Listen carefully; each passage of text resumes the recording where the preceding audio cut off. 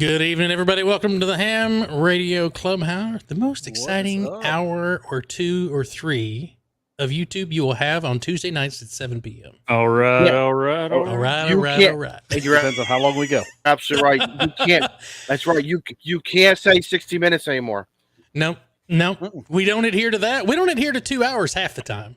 We don't hear 30 minutes for intros. What the hell? No, not at all. It is what we is. You know what it is. But tonight here's what is a special night. Oh? This is our 150th show. 150 of this nonsense is still going strong. 108 people are here early.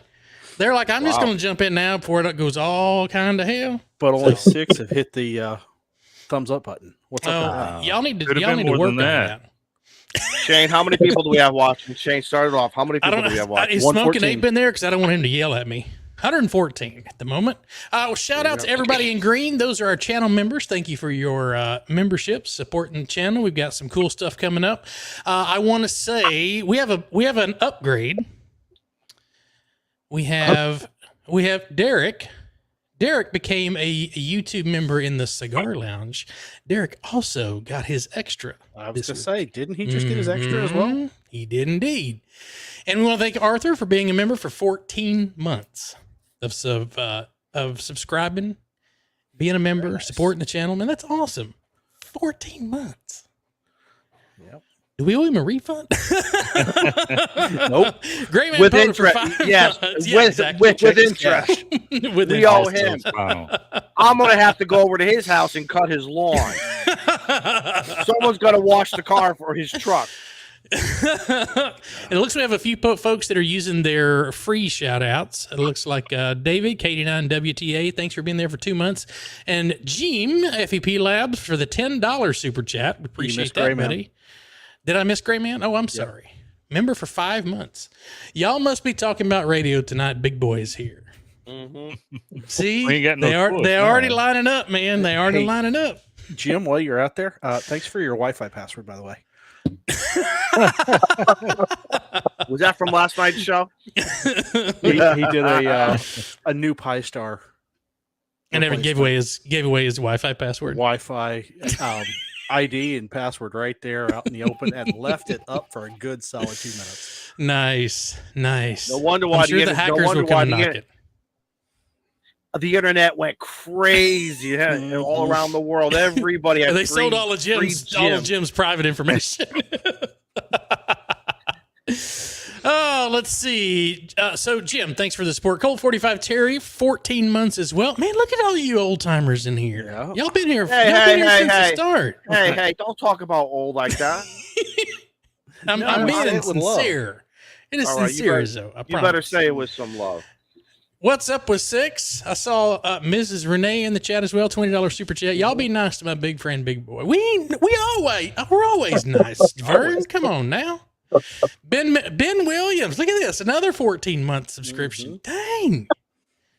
Hey, look at these folks. They are suckers. They've been suckers for 14 months. 150 episodes must be something lucky, right? Yeah, no kidding. Plus, we got David here with us, so I was about to say that's the draw. I call it that's a win-win right there. I call this a win-win already. Well, let's kick it off. Steve, how's your week been, man? Week's been good so far. Working on rearranging the shack. I got a new network rack over here next to me. So let's see. There's the 3D printer on the old one behind me. And yes, I'm using the stand-up desk tonight. So me too, buddy. Look at you guys. Just gotta. You're standing up. We are standing up. Hey, we'll stay healthy. We'll see. We'll see how long that lasts. As I'm drinking whiskey, I mean, I don't know if that's healthy or not. When you're going to have the little treadmill under it? Oh my God! How fast I would break my ankle with that? Right there. That's what that is. Because I'm hoping there is no workman's comp. There is no workman's comp, and you don't get off days. I don't want to. Yeah, and I don't want to see that sticker that says we have been accident free for what? And then we're not going to change that thing back to 0. shows. Yeah, I mean, we've had a lot of nonsense because Shane spends all the funds, and gives it away. Ain't nothing there to. And we've had a lot of nonsense and a lot of shenanigans go in and out of these doors, and That no is one so that true. we know of has gotten So hurt or true. pregnant. That's all I'm going to say. For 150 shows, if you was to ask us what any of them was the week before, well, we would know. Besides our guest, I we know what was about to guest say we we had. had the guest. Yeah. That's always a But we gift. wouldn't remember what we talked about. No. Yes, we did. We talked last week. We talked a lot of radio. Izzo takes notes. So No. I didn't. No. I just no. I do remember last week was a full. It's transcribed. 2 hours and what, 15, 20 minutes? We Two and a half 30, hours. man, like 38. 38. Yeah, 38. 2.5. That was all radio. So It was all radio. I guess I we're was making quite up surprised. for the other 149 For the shows. 149 others that didn't have anything to do with radio.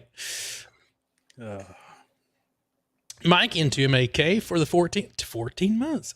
I charged it to the Underhills credit card too. Perfect. Did you get Vern's super chat? Did you skip that? Yes. No, I said. Okay, see, Vern and maybe- Renee are in there for $20. I'm sorry, I rephrase it. I will not remember what we talked about because I don't listen. So Apparently so. 'Cause you hadn't been listening for the past 10 minutes.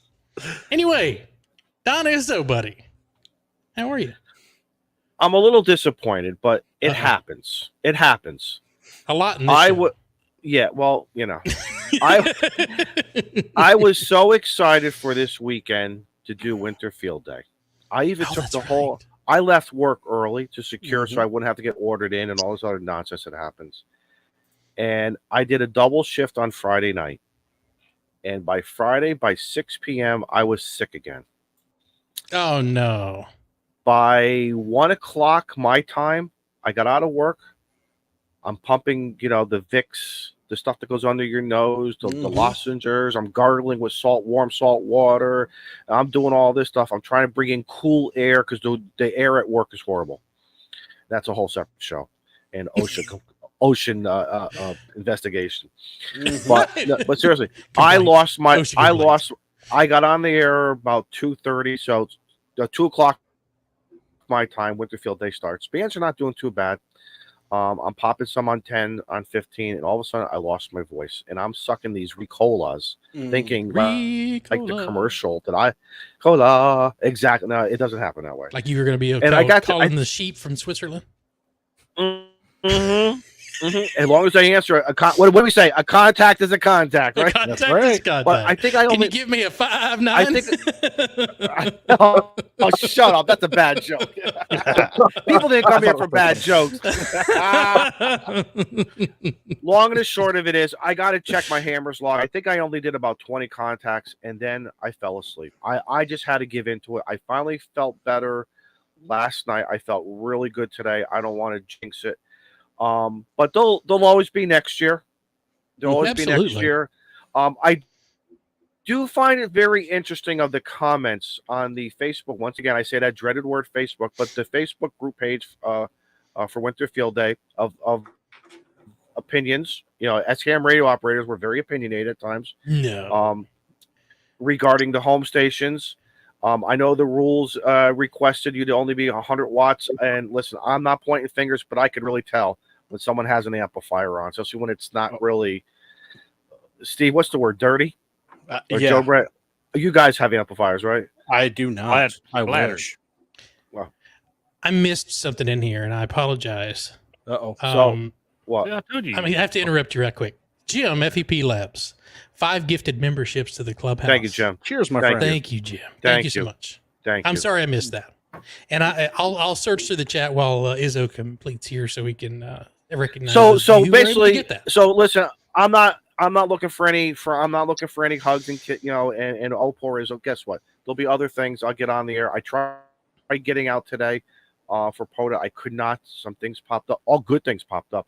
I'm going to try tomorrow to maybe squeeze in a POTA late morning, whatever. But still, Winter Field Day for the guys who did participate, and I see some awesome pictures out there on social media. Congratulations, you guys did. And guess what? If you operated as a home station, if you went out there and braved the elements, whether it was the heat, the rain, the cold, whatever, congratulations. Kudos to those who brought somebody into their shack or into the operating area with little or no ham radio experience. I did make contact with a young kid. He was doing a fantastic job. And then the individual, they found me on Facebook and they DM'd me and they said, you made that kid's day. Nice. And the kid, again, slow it down, a little patience. This is not about making 10,000 contacts and everything. So that really made me feel better that I made someone's, because I know what it's like when someone tells me you're doing a good job. There was one other thing I want to. So while you're thinking of that, go ahead. Yep. Digital Rancher, Lee KI5YPR, Jason KB1 WSE, Hank W6IR, Lucas Webster, all were recipients of the $5 or the 5 gifted subs from Jim. So I saw that out. And I have one other thing. A lot of people have been sending me messages openly and privately regarding me wanting me to get my extra. You are right. I do want to get my extra. Thanks to KB last week and thanks to Joe Brett for introducing him to us. Mm-hmm. I did download a different app. I did get a different book. I got the book that he recommended. Nice. Unfortunately, I can't do it like how KB, and maybe I should not be. And I got to stop putting the pressure. He did it in like 27 days, 4 hours, 5 hours a day. That I can't. My life does not support that. But I will say the first 5 chapters that I've gone through, I'm anywhere from 88 to 100% on. Nice. So I know I'm going to be getting into the. If you can do 30 minutes, do 30 minutes. If you can do an hour, do an hour. Just do what's comfortable for you. Don't force it. Otherwise, you get pissed off and throw the book across the room. Correct. I promised myself I would not do that, and I promised myself I would not say, why do I have to learn this if I'm never going to need it, use it, or want it? I'm not going to do that this time. Because somebody that's 106 years old said you needed to know it. Yeah, that's about what it is.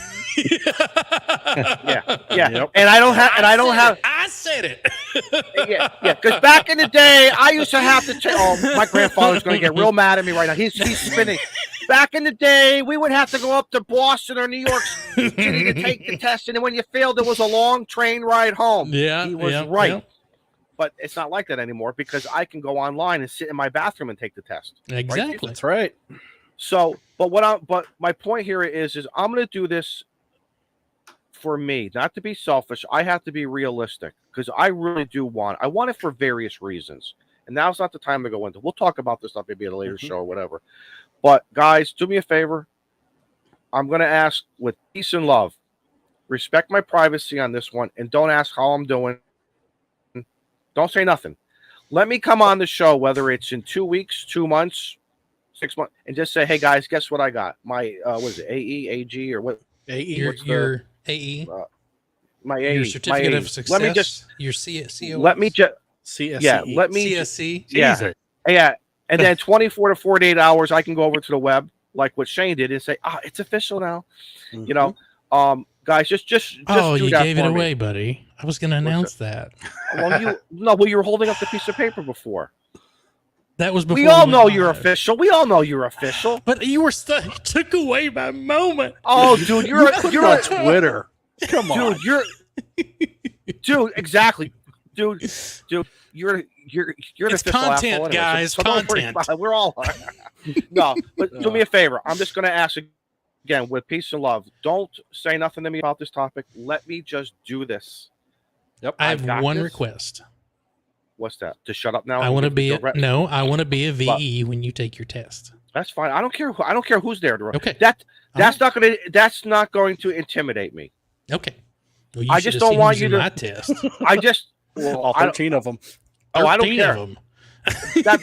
Guess what? And let's just say I don't make it the first time around. Who cares? We'll just do another test real quick. We'll just right. Because guess what? We'll just hit the refresh button and start again. This is not Elon Musk who has to bring a rocket up and down. We need to put this into a perspective, as well as my learning ability, because I've already caught some questions I'm having a hard time comprehending and finding the hints.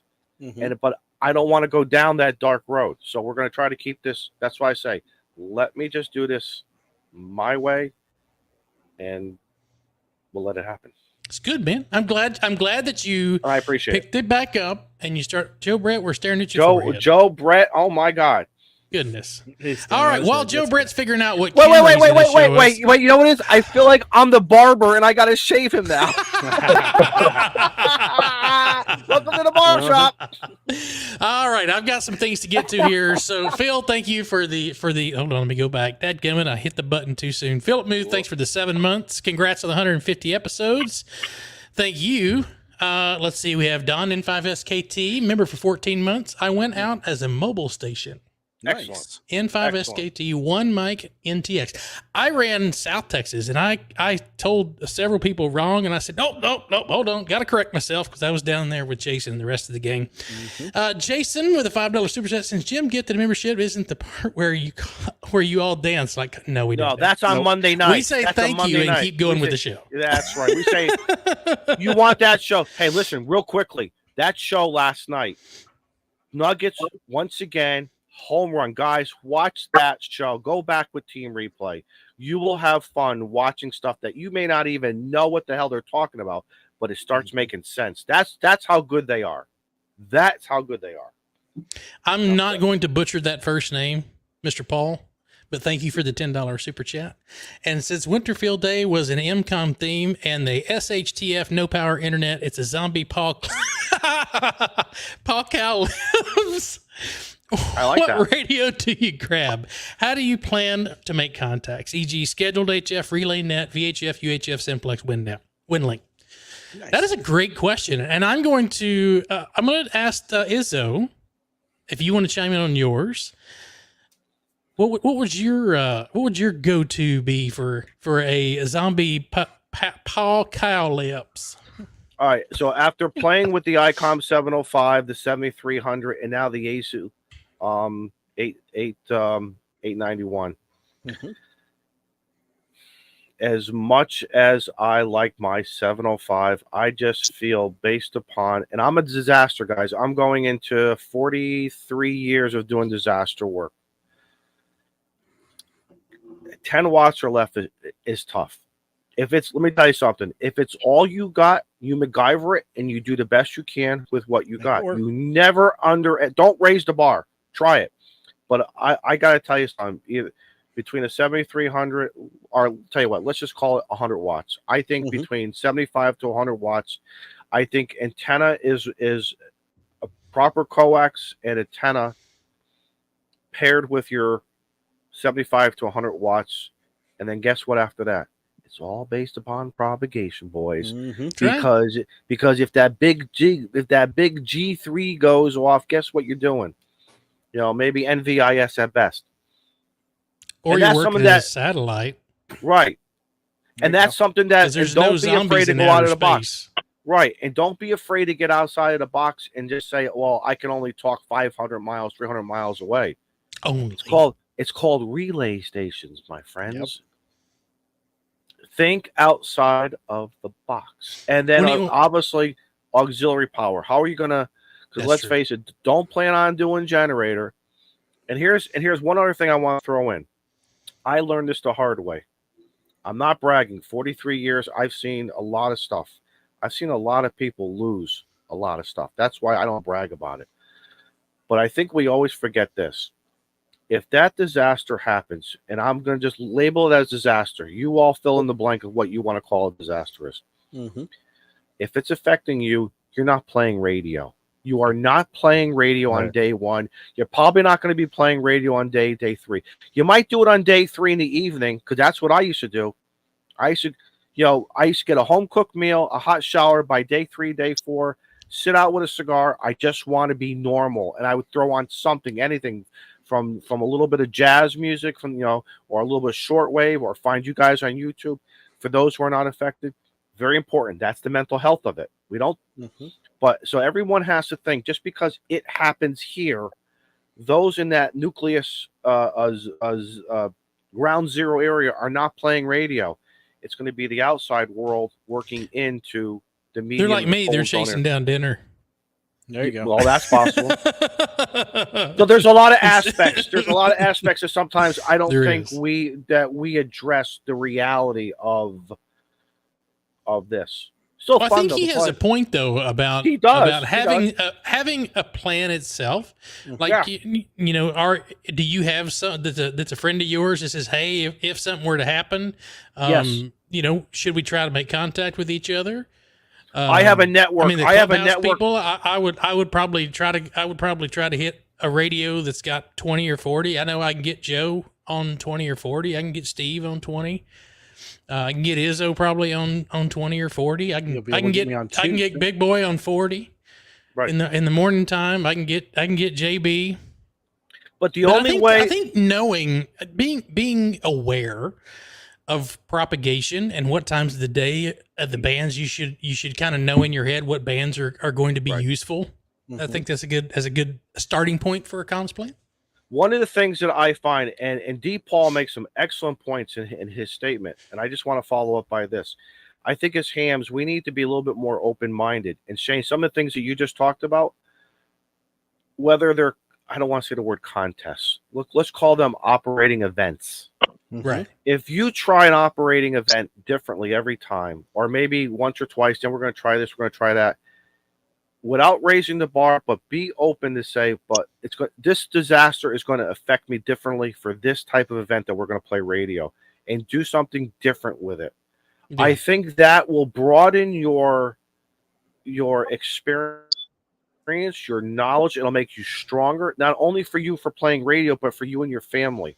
Like me, my family plan is a little bit different depending on what the situation is. And my kids know it. My kids know, they know where I keep the plans. They know some of it's up here. They, because I have just ingrained them in, but while still keeping it real. Because guess what? At the end of the day, if the sun decides to attack the earth, I'm just going to have a cigar. I'm not going to, yeah, maybe I'll get on the radio. Yeah, Let's wrap this up with myself and Joe Brett, or Joe Brett and myself, and let's get on to our guest who's been patiently waiting. Thank you, big boy. Joe Brett, anything you want to get before we get started tonight? At least if introductions is going like usual, at We're least trying. at least I'm sorry. I'm gonna shut up for the remainder 2 hours. I'm sorry. Ain't gonna call no happen. names. Right? Why are you so defensive, Izzo? It's like I hit a nerve. Anyway, After 149 yours, shows, Joe I'm probably going to shut up. ain't gonna happen. You're right. I have to kind of agree with that. I was talking about that though. The 705 or the Yaesu radio that was real popular that had the built-in battery. A radio with a built-in battery that is easily powered by low power consumption from a battery or something. Because if it's a national or worldwide thing, you ain't gonna have all this clogged up bands. It's gonna be pretty quiet. People are gonna be listening, right? It's gonna be easier to communicate QRP, is what I'm trying to say. And noise floor is going to be nil. I was just going to say, I bet you the noise floor is going to drop, right, Joe? Right, You're Shane? gonna Steve? lose all those stupid LEDs. Possibly. Yeah. I don't need to charge my DeWalt drill. No, you don't. Don't worry about it. Besides that, I don't know if anybody noticed, but pop up a random comment on the screen there, Shane. It don't matter. Just pick one. Or Steve. No? You notice? Well, I'm in another screen, so Oh I like my Paul God. we'll let Griffin. Steve go first. I like Paul Griffin's. There. I'm no longer covered up by the comments, so leave them up there as long as you can. Oh, there you go. I learned how to edit Molson's thing he made for us, this layout. So how about that? Other than that, I ain't got a whole lot since last Tuesday. Just still living life and enjoying what I can, and just tickled to death that David joined us tonight. And if there's any hammerheads in the chat, I'd like for them to sound off and say that. But I think there's some friends of David supposed to be watching tonight and critiquing him, giving him a hard time maybe later. I'm sure that's going to happen. So other than that, just glad everybody's here for another 150th Tuesday night. Mm-hmm. Go ahead, Shane. Sorry, I'm Thumbs up if you're ready. I'm fixing something on the back end. Sorry. Oh, Back in. Yeah. well, Shane, All while right. okay, you're good. Yeah, kind of. We'll see. We'll see how it If plays not, out. if not, I'll just follow. I can follow through quickly with what Joe Brett said, as well as what Jody said. Go ahead. I'm still trying to save this. There will be somebody after the event Joe. You know that this is a reference to what Jody said, what I posted there. Somebody will complain about something. Someone's going to think they had a better way. Someone's going to think there is a better way. I've always said, before you raise your hand and you say you want to comment, why don't you raise your hand and either volunteer or get involved, paid stipend per diem, and make it happen and work with the group to make it happen before you start saying you did it wrong, you did this, a lot of that finger pointing. Not cool. Yep. Because in my hood, we used to break the fingers of people who started doing that, and that's how we stopped it. That's how I grew up. Okay. No, I'm not saying I condone violence. So I'm gonna address something in the chat here right quick. Some of you got a commercial in the middle of that stream. I personally want to apologize. What was the commercial, guys? Tell us what was the commercial so we know. No. Seeing that was Carlos, I don't want to know what the commercial was. Yeah, because that's dependent on their AdSense algorithm there, or whatever you say. All right, so Carlos and Ed Ain't YO Mike are not allowed to tell us what they just saw. Right.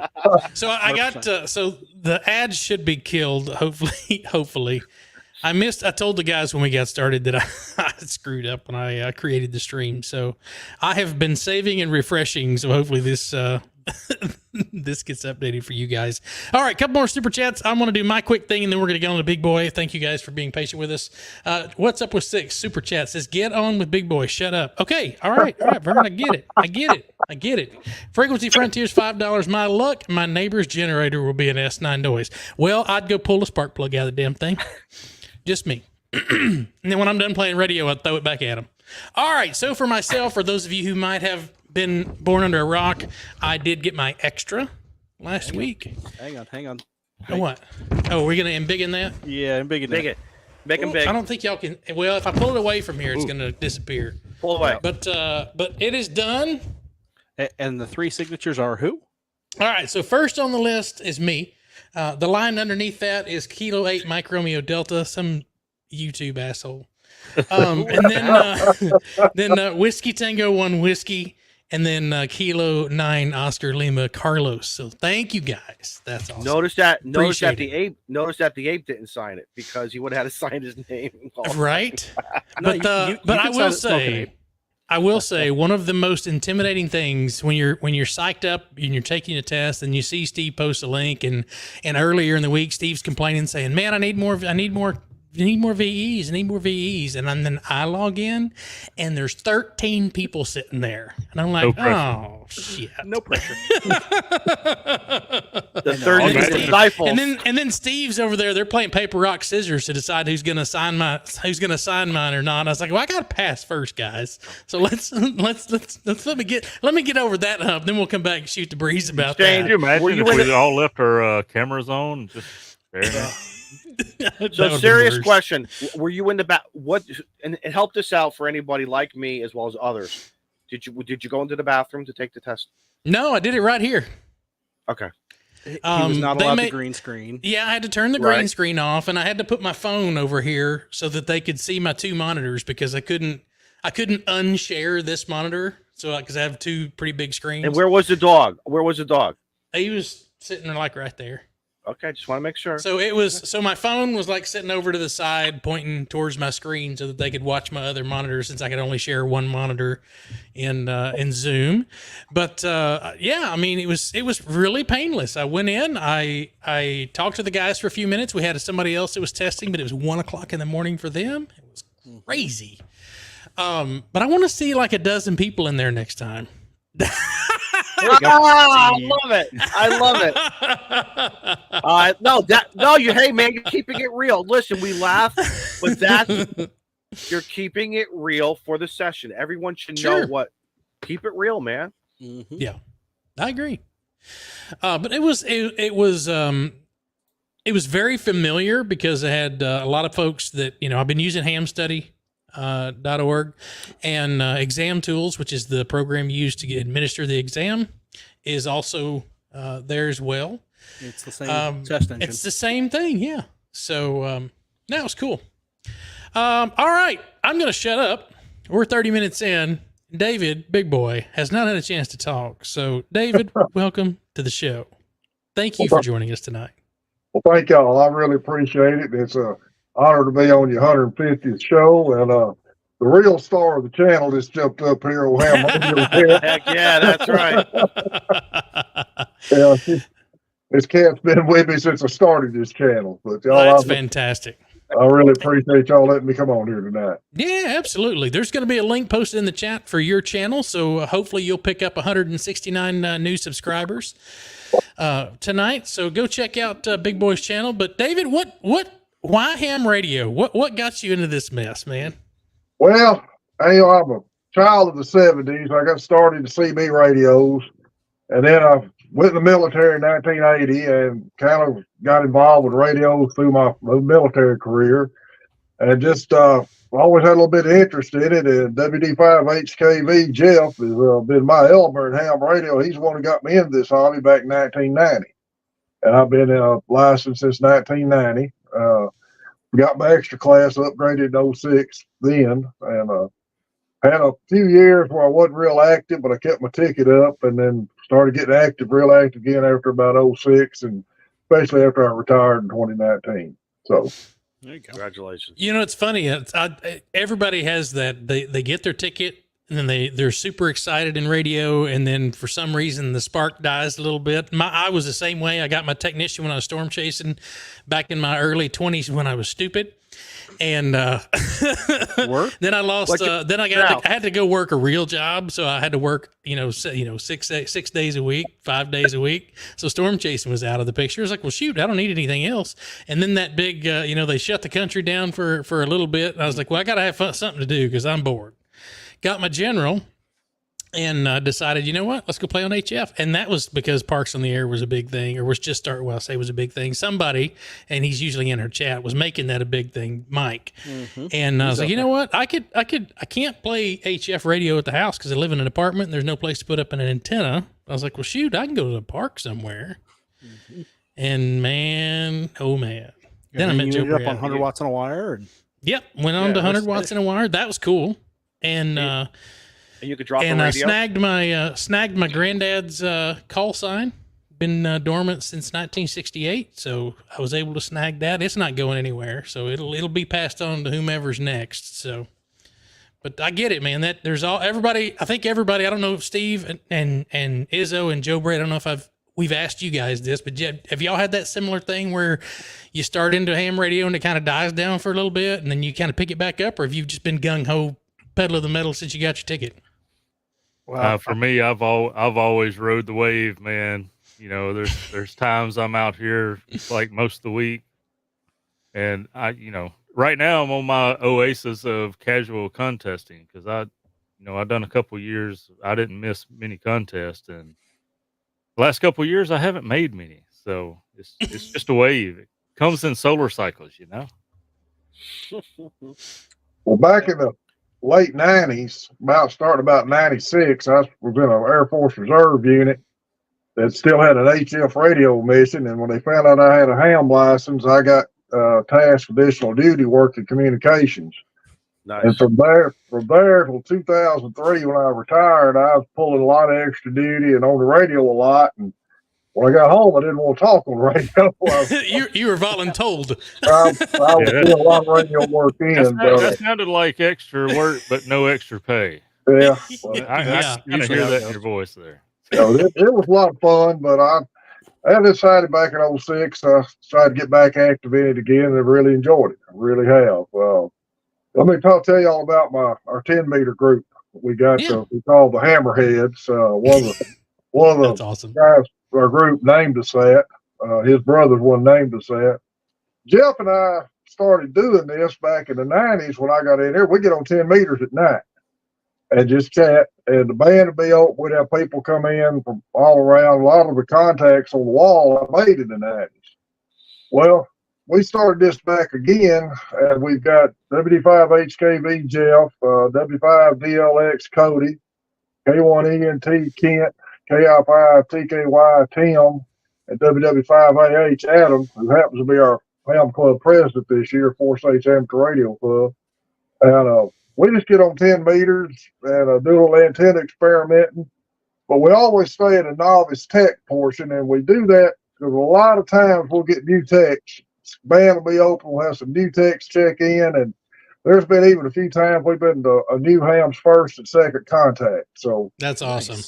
That's why we always stay Excellent. in that area, trying to promote it, and really like to work new techs when the band's open and they hear us. Mm-hmm. That's David, awesome. do you see the similarities? Because maybe because we're already sharing a lot of this. I can see it already.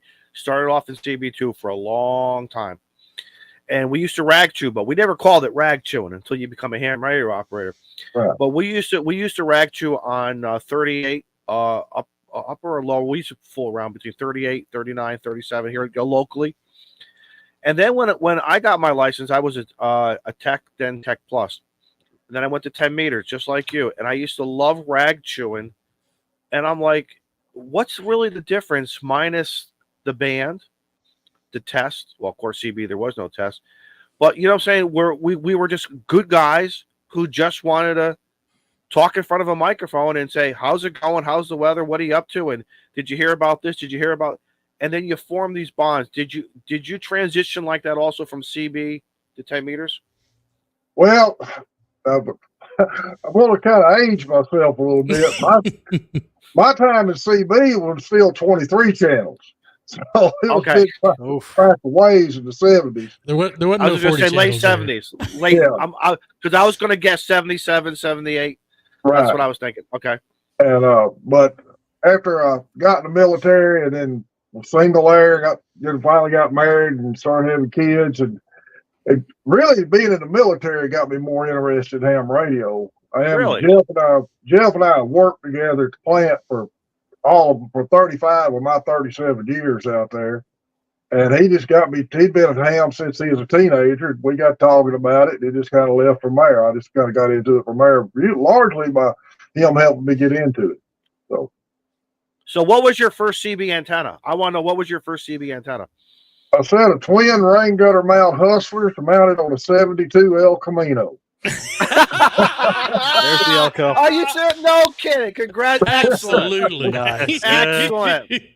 Excellent. Yes. Yeah. Yeah. Exactly. Because I was excited. I ran these fire sticks.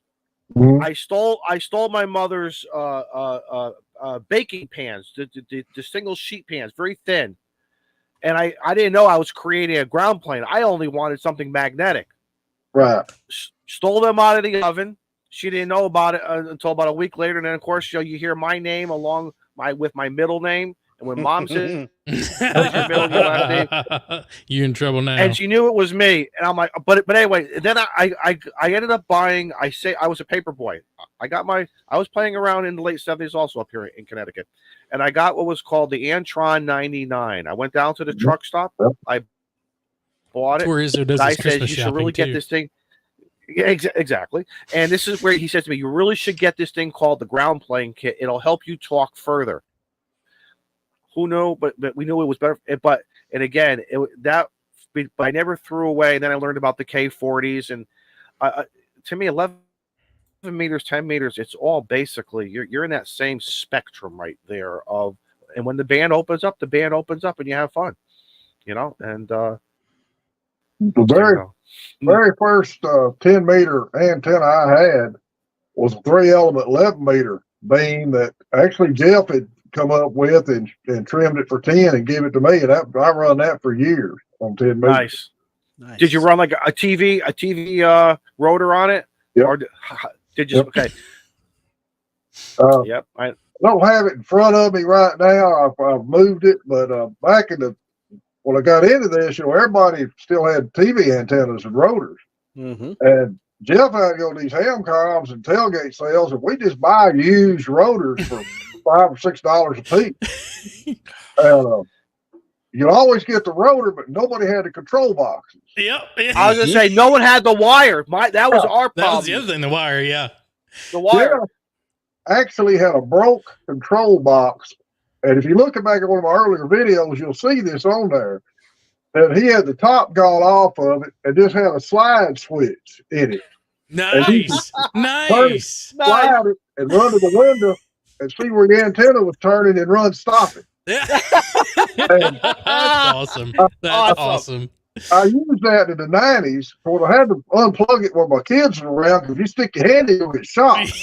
Yeah, it'll light you up. I dug it out of the shop a year or so ago and hooked it up and did a video with it, and it still worked. Oh, that's awesome.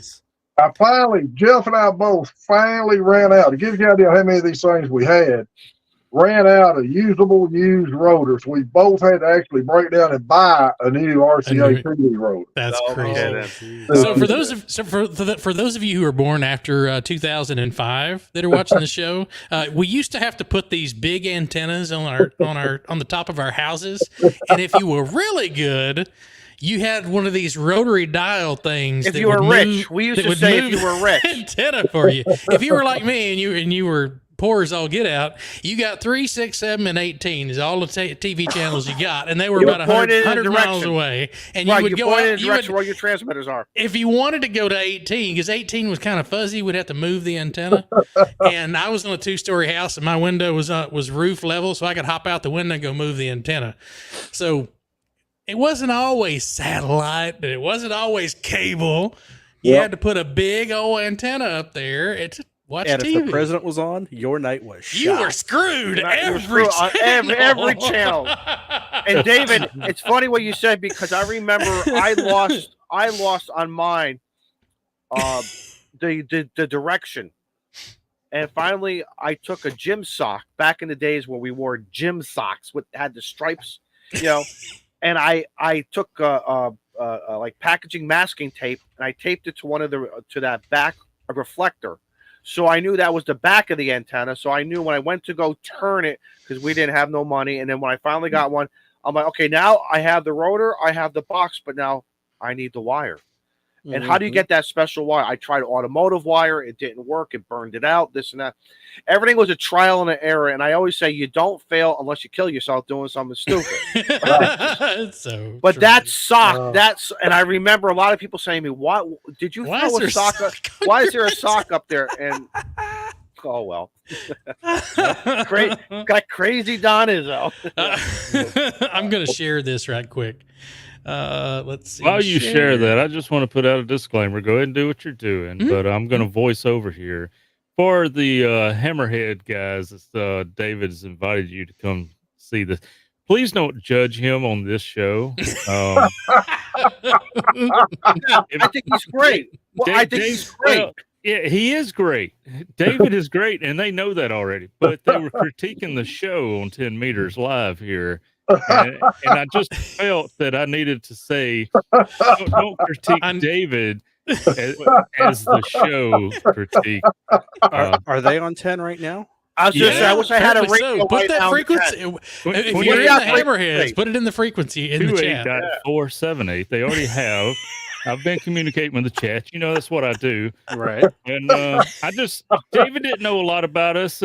Really, I don't believe he hadn't watched us for 150 shows. Guys, we've been missed.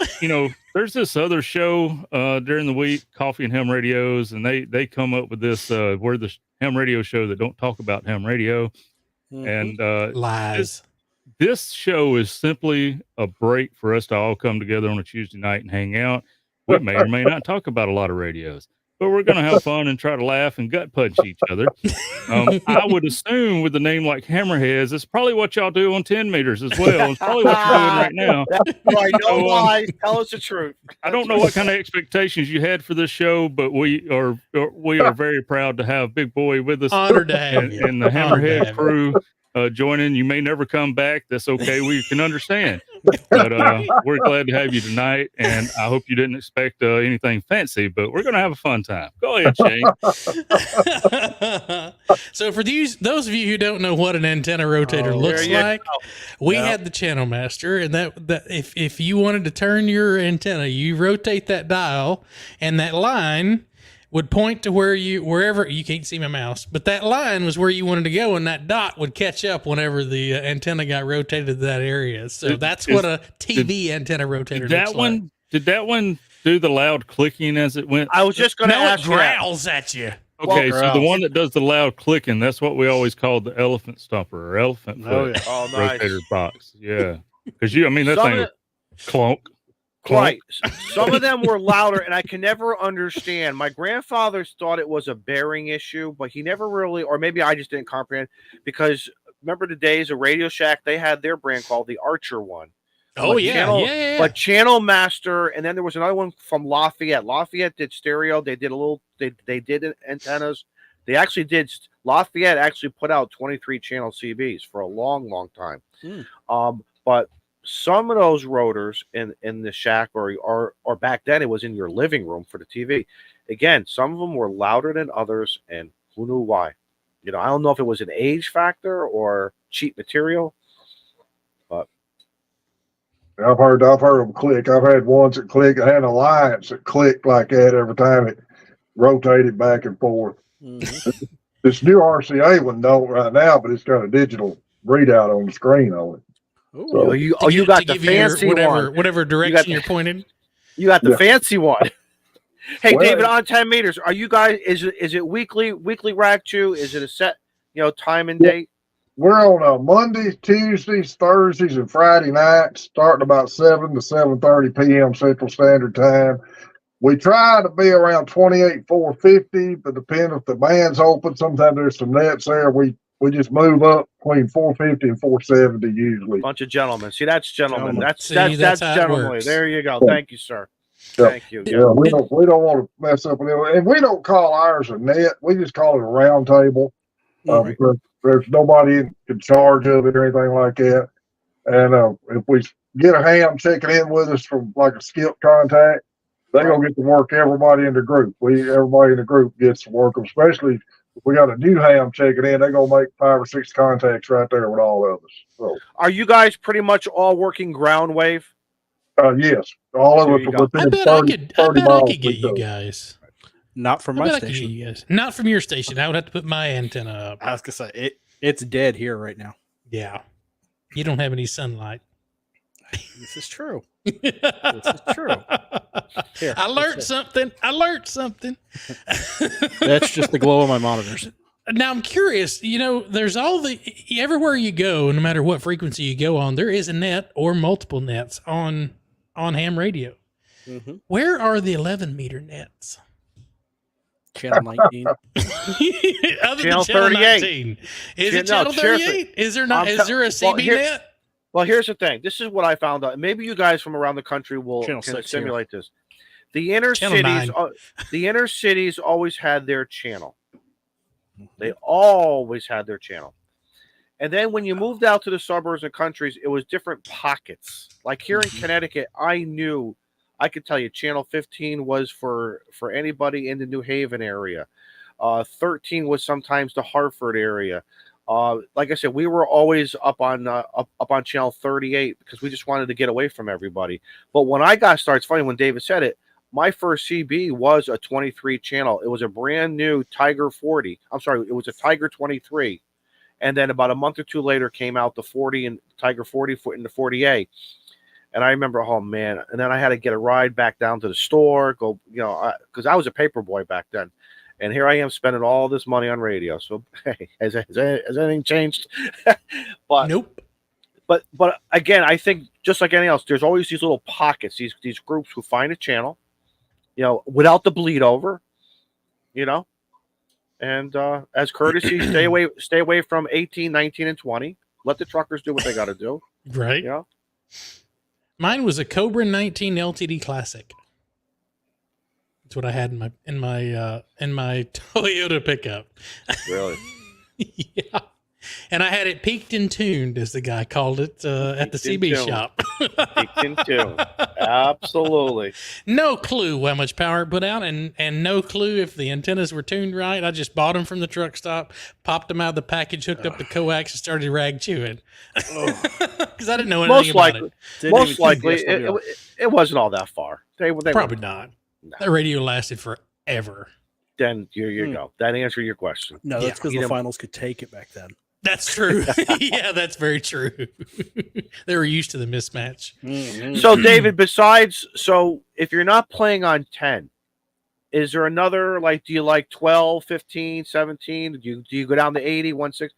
Or, I like 17, and I've just recently been getting on 12 some, and I'm trying to make myself get out more and more in the lower bands and use them. I had a 160 dipole up for a good while and would get on 160, but that's kind of past my bedtime. And it's hard for me to stay up that That's so late. true. But 160 was a strange band. I'm every contact I made on it was the band had some noise on it, but without a doubt, every contact I made, guy would say, "Well, you're 5'9", and he'd be like 5'9" on me. He said, "How much power are you running?" I said, "I'm only running 100 watts." He said, "I'm running 900. You're not running an amp?" I said, "No, not." No, I got a dipole. That's why. I got Yeah, a dipole and I live in the sticks. and I had a dipole that the experts said wouldn't work either Oh, because that's a great topic.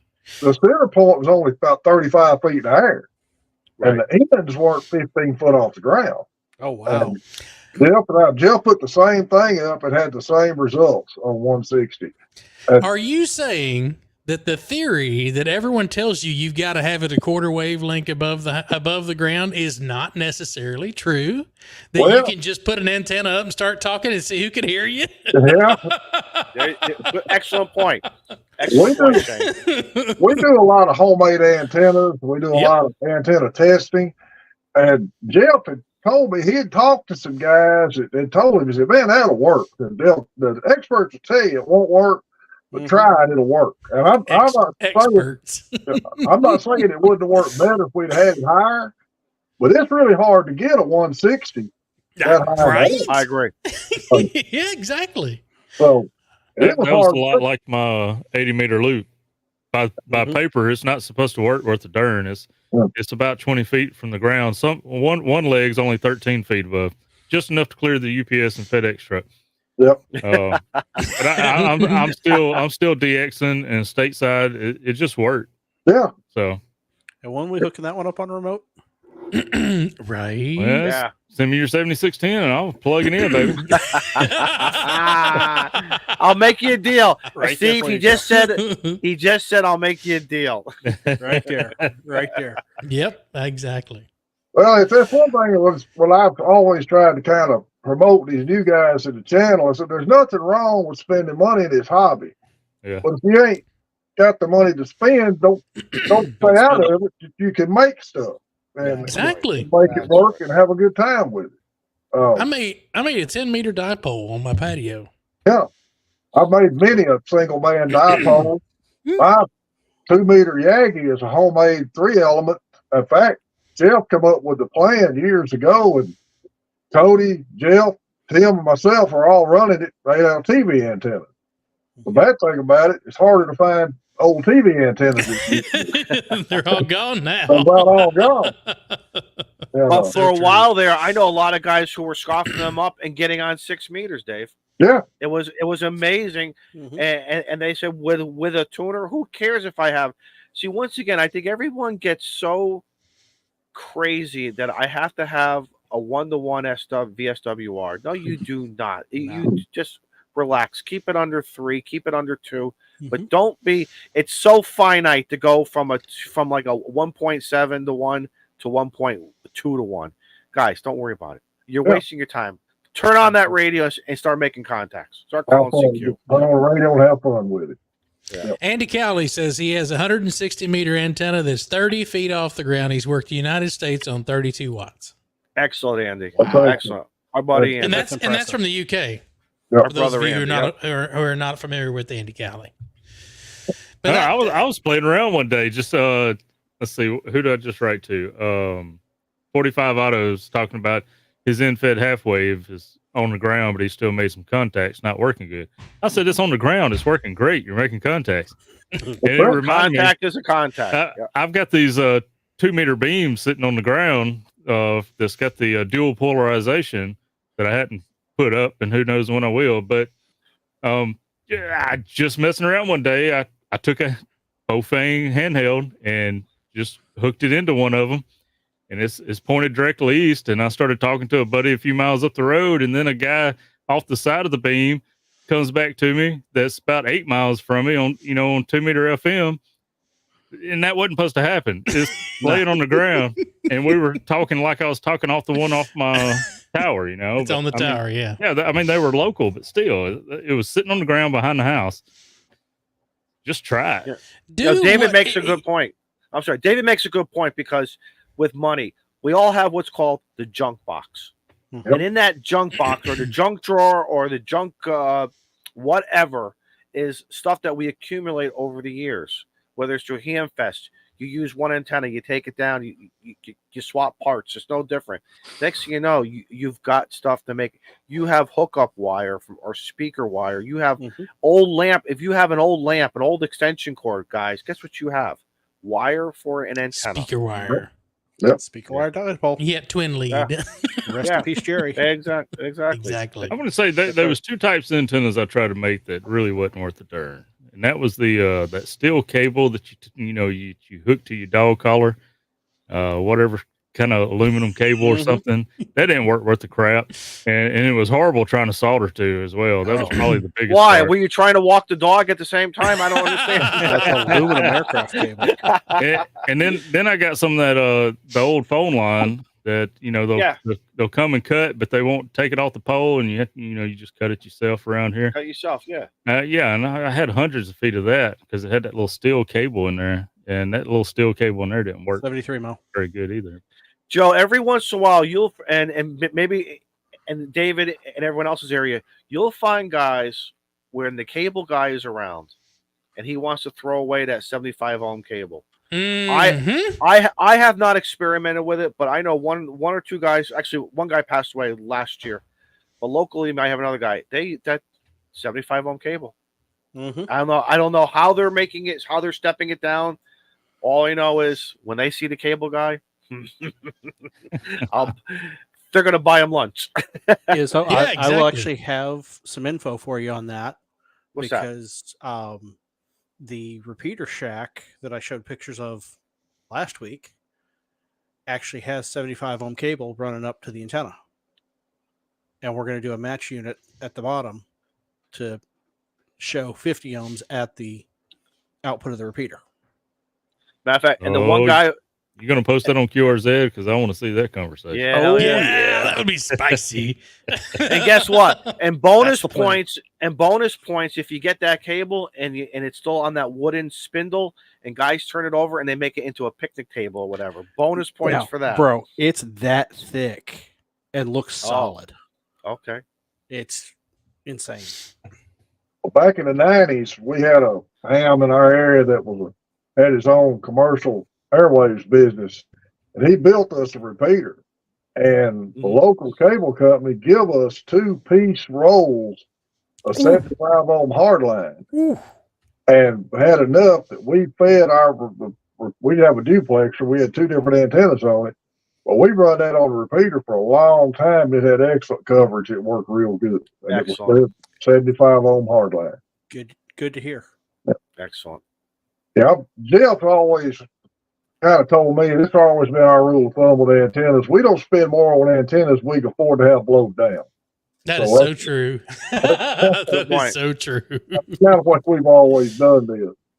My favorite 10-meter antenna up, I've had up for about 5 years now. I'm running that 2-element Moxon that MFJ sells. And I've had excellent results with that antenna. I really have. Excellent. If you build it, they will come. Where's Hey, Chuck? Moxon?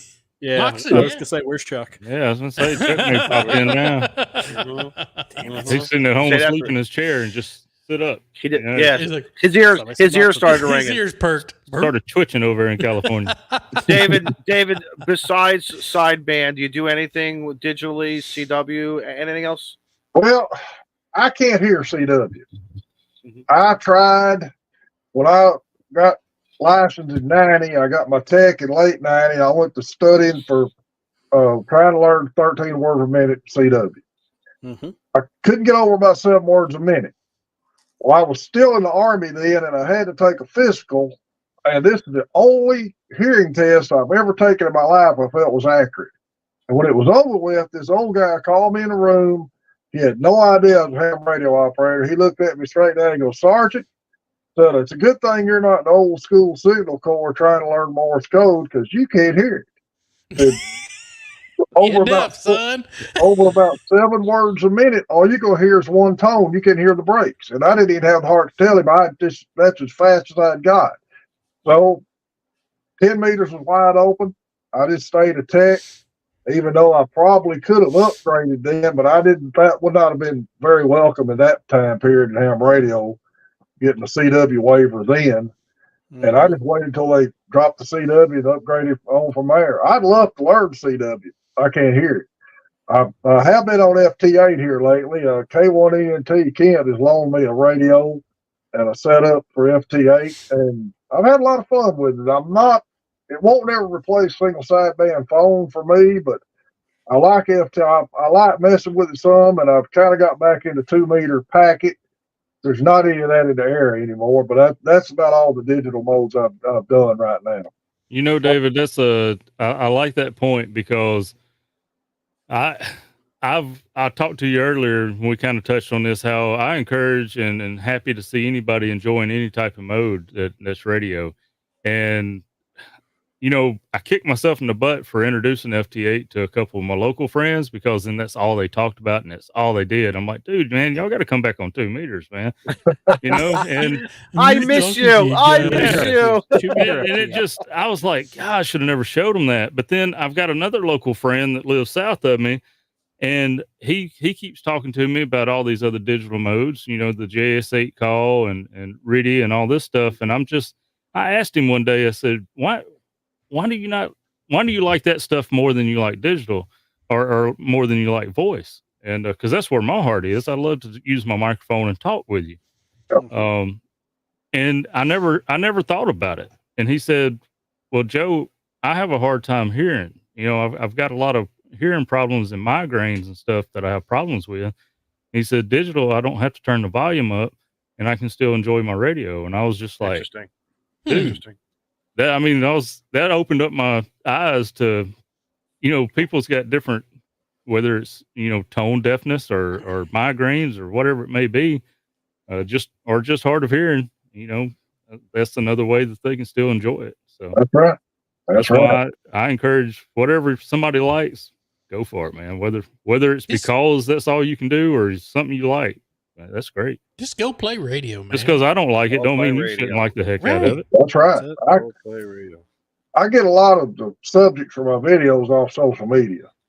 And that's kind of what got me started with this channel. I see these guys get these really either a snarky answer or the NASA engineer answer. And that's one for one of my subscribers, David. He happens to be a retired NASA engineer. He always loves. I was going to say, careful. We got some NASA folks in the chat there. It's all love, man. It's all love. I love it. They love it when I say that.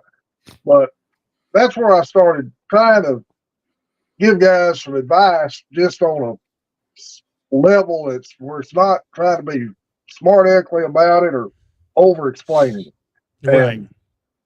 And I always have said there's so many modes that we have available in this hobby. Pick something you like and stick with it. There's some people that just don't like to talk, but they stay in FT8, and if it keeps them in the hobby, I'm more power to them. That's the way I look at it. They're making contacts. Excellent point. Yeah. They're making contacts. I like sideband. I like hearing that voice that's way down in the noise that says, "Hey, you are 5-3 in Scotland." Yep. You know, I get a that just, to me, it's like just blows my mind that I'm speaking into this box and then somebody halfway across the world is hearing me and we're having a conversation bouncing stuff through the ionosphere of the planet we live on. Even more so when you realize that your voice is being converted into a magnetic bouncing wavy signal. Yep. That's converted back to voice at the other end. It's bananas is what it is. We send the wiggly bananas out the antenna. Wiggly banana. You even wiggly banana, bro? Where the hell is Turkey anyway? I'm trying to be so good. I'm trying to be so good right now. One thing that I kind of noticed, I spent 12 years on volunteer fire department. We had radios and that. and 23 years, weekend warrior in the reserve, and a whole lot of that was in radio, both in Army Infantry Unit and later in Air Force Reserve. And I've kind of come to the conclusion there's about three types of people when it comes to radio. One, you've got really good operators that operate their equipment good and get the message across. Then you got these one group that should never be allowed near a radio. And then you got the other group that you can't get on the radio. And oh so my God, you're so right. He's so right. He's so right. Yeah, there's people in Minnesota that shouldn't be on the radio. Oh, Ouch. Cheers, Anyway. Shane. Cheers. Shane, we talked about this. All right, I'm being good. I'm being good. Bro, James says, bro, does your RF even wiggle like Shane's banana? That could be it. No, Uh-oh. I don't know. Tomorrow that'll be on the Etsy store Wait, for wait. sale on the Tomorrow? t-shirt. you think he'll wait till Right tomorrow? now? I What do give you him think, 15 Steve, right? minutes. 15 minutes.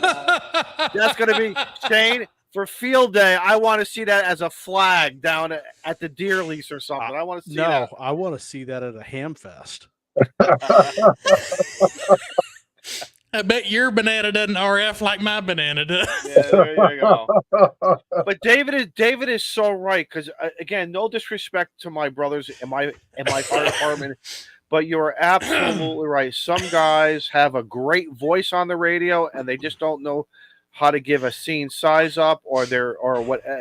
It's like something happens from the brain to the mouth, and then you have others who are just so good at it. It's just amazing. And then there's other guys who will come up to me and say, "Hey Don, I lost the radio. I don't know where it is." I said, "Well, let's go back." And it's a little bit easier sometimes when it's in the snow, because I look for footprints, I look for indentations in the snow, and then we find a radio. But you're absolutely right, David. It is, and then there's some people who will not use it. They're afraid. They'd rather pick up their cell phone. Yep. Why? It's a tool. It's a tool, guys. Use it. I don't. Welcome to the show, Aaron. Thank Glad you, you can Aaron. make Welcome to the show. Yeah, I'm for any mode, but like I say, I still like sitting in here and tuning around and trying to find DX stations I've never worked. There you go. I got lucky on 10 meters. I worked one of the South Cook Islands, and come to find out, there's only two operators on the whole island, and I was able to work one of them. And that Nice. was a good contact. All right, so I gotta. Cell All right, phone. David, I gotta ask you the big question. All right. So you and I are very, very similar, as well as I'm sure many, many other people, including the 155 people watching and any team replayers, podcasts, etc. When you were younger, were you into your local AM radio broadcast, FM broadcast, shortwave? When I'm talking when you were 10, 12, 8, 15, were you a radio guy? Yes, I had got a AM FM, had shortwave, I think it was a Juliet brand radio, and I used to learn to listen to some aircraft on it. And I always listen to FM radio music. I've always liked to listen to the radio. Right. And, we did listen to some shortwave with that. And I know one thing. It was one guy when I first got in the infantry unit. If we was out close to some certain areas, like around certain parts of Fort Hood, when we was down for the night, we'd tune the radio on the track to a local TV station. We could actually pick up audio from the TV. Absolutely. Those are good old days. I remember that.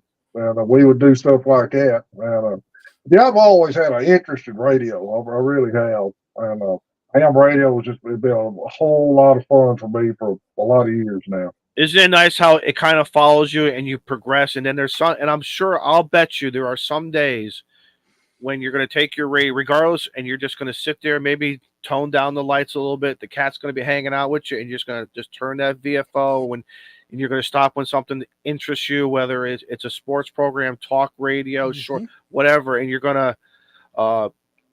I think it's in our DNA, David. I really do. It's sometimes it's nice to go back to our younger years like that. It's really, really fun, I will say this about FT8 that I've noticed. I have actually worked a few countries on FT8 that I have never heard on phone. And I thought that was a cool thing about FT8. I have seen several countries on FT8 that I've never heard on phone. I worked South Africa on FT8 because I could never get an Africa station on sideband, and I was able to pick them up on FT8. I was like, what?